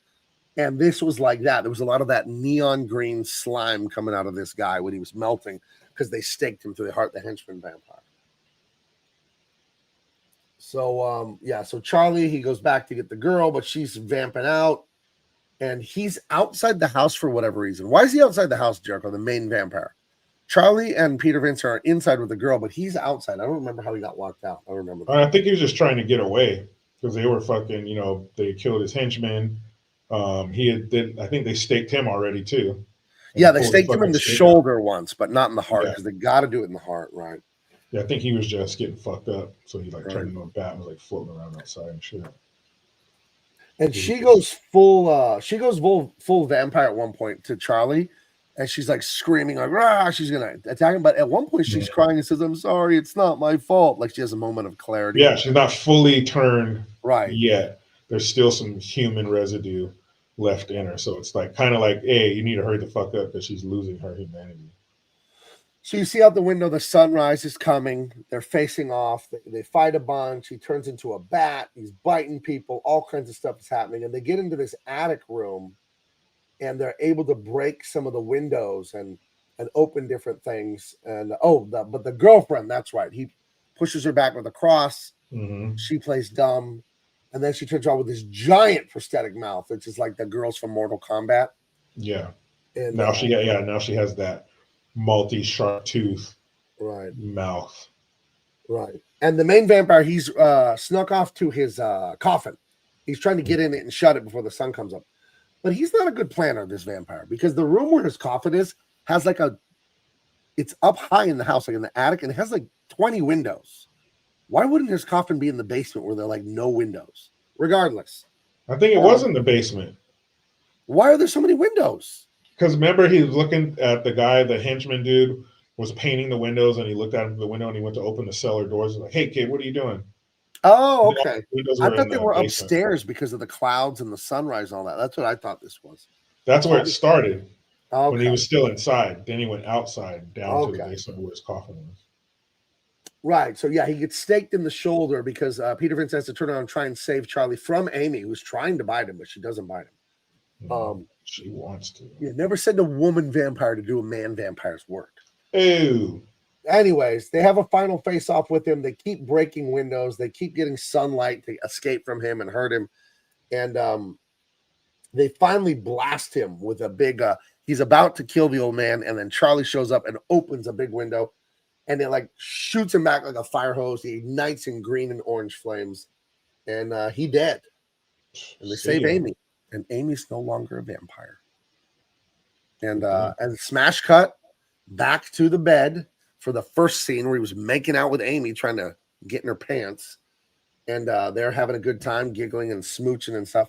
And then out, he thinks he hears something out that window where he saw the vampire in the beginning. And there's two glowing orange eyes, and you hear the voice of evil. He's like, Charlie Brewster, like, I'm going to get you or something like that. And then that's it. And that's the movie. Charlie, you're so cool.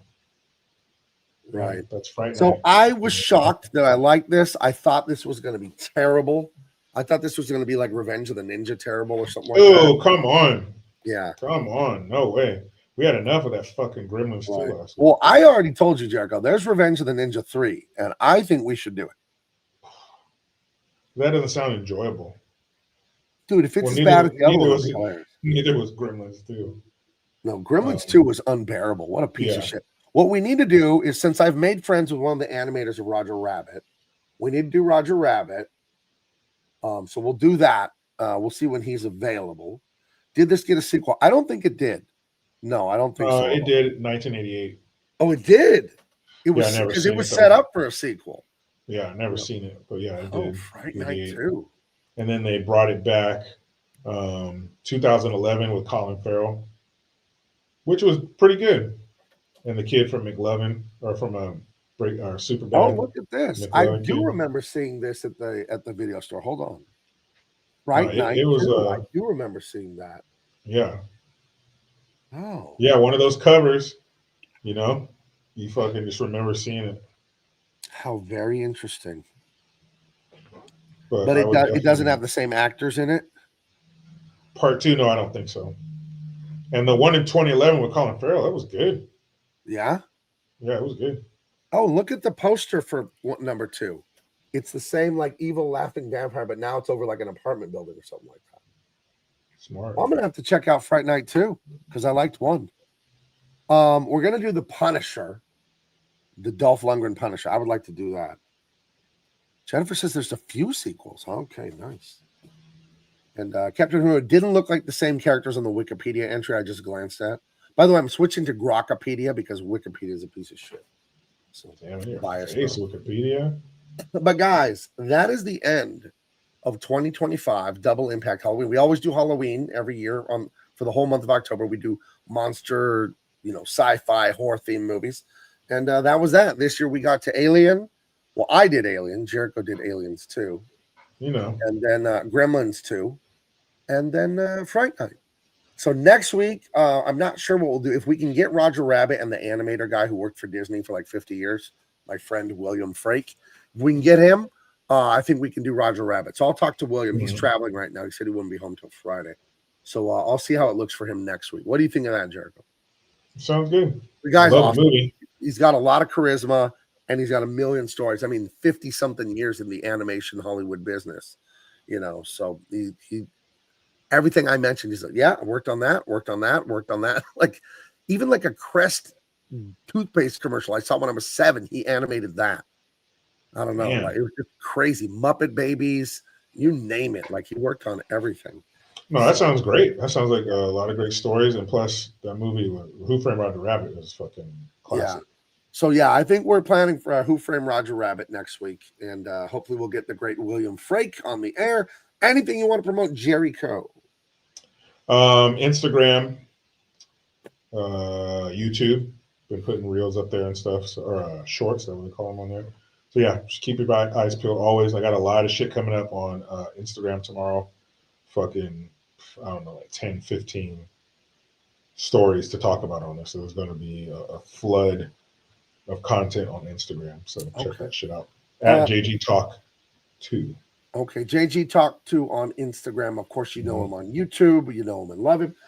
Heather is asking you, Jericho, are you done doing lives? For a while. I mean, yeah, I guess I'll do another one, but I don't want to do it just to do it. You know, I want something to be something I really want to talk about. I don't YouTube nearly as much as Jericho does, but I know from what I do, and then all my friends that have giant channels, something's wrong with YouTube. All the algorithms and their subscriber, like people are pissed off. You know, putting in a lot of hard work, and the returns and the rewards and all that are just not what they used to be. So doing lives, YouTube always discourages that, which is such shit, because it's such a great thing to do, a live. Interacting with you people's like the best thing to do on here. It's like the most fun is talking and hanging out with you guys. So I don't know. So, but no, I'll do more, but I have to be inspired, I guess. You know, even though I like hanging out with you guys, but I really want to have something good to talk about. All right, guys, go to bigmancommerce.com. If you don't have Empyrean or Dean Cain All-American Lawman, get it. In stock, ships now. We'll have Tyrus, the Unstoppable Tyrus, 25 pages. I think in January I'm going to launch that. Dean Cain sequel is almost halfway drawn. The Tyrus sequel is already written. So we're cruising along. We're doing great here. Please support me, and you're going to get great entertainment out of it, guys. Follow me on all socials, and I will talk to you guys next week. Hopefully, it's Roger Rabbit.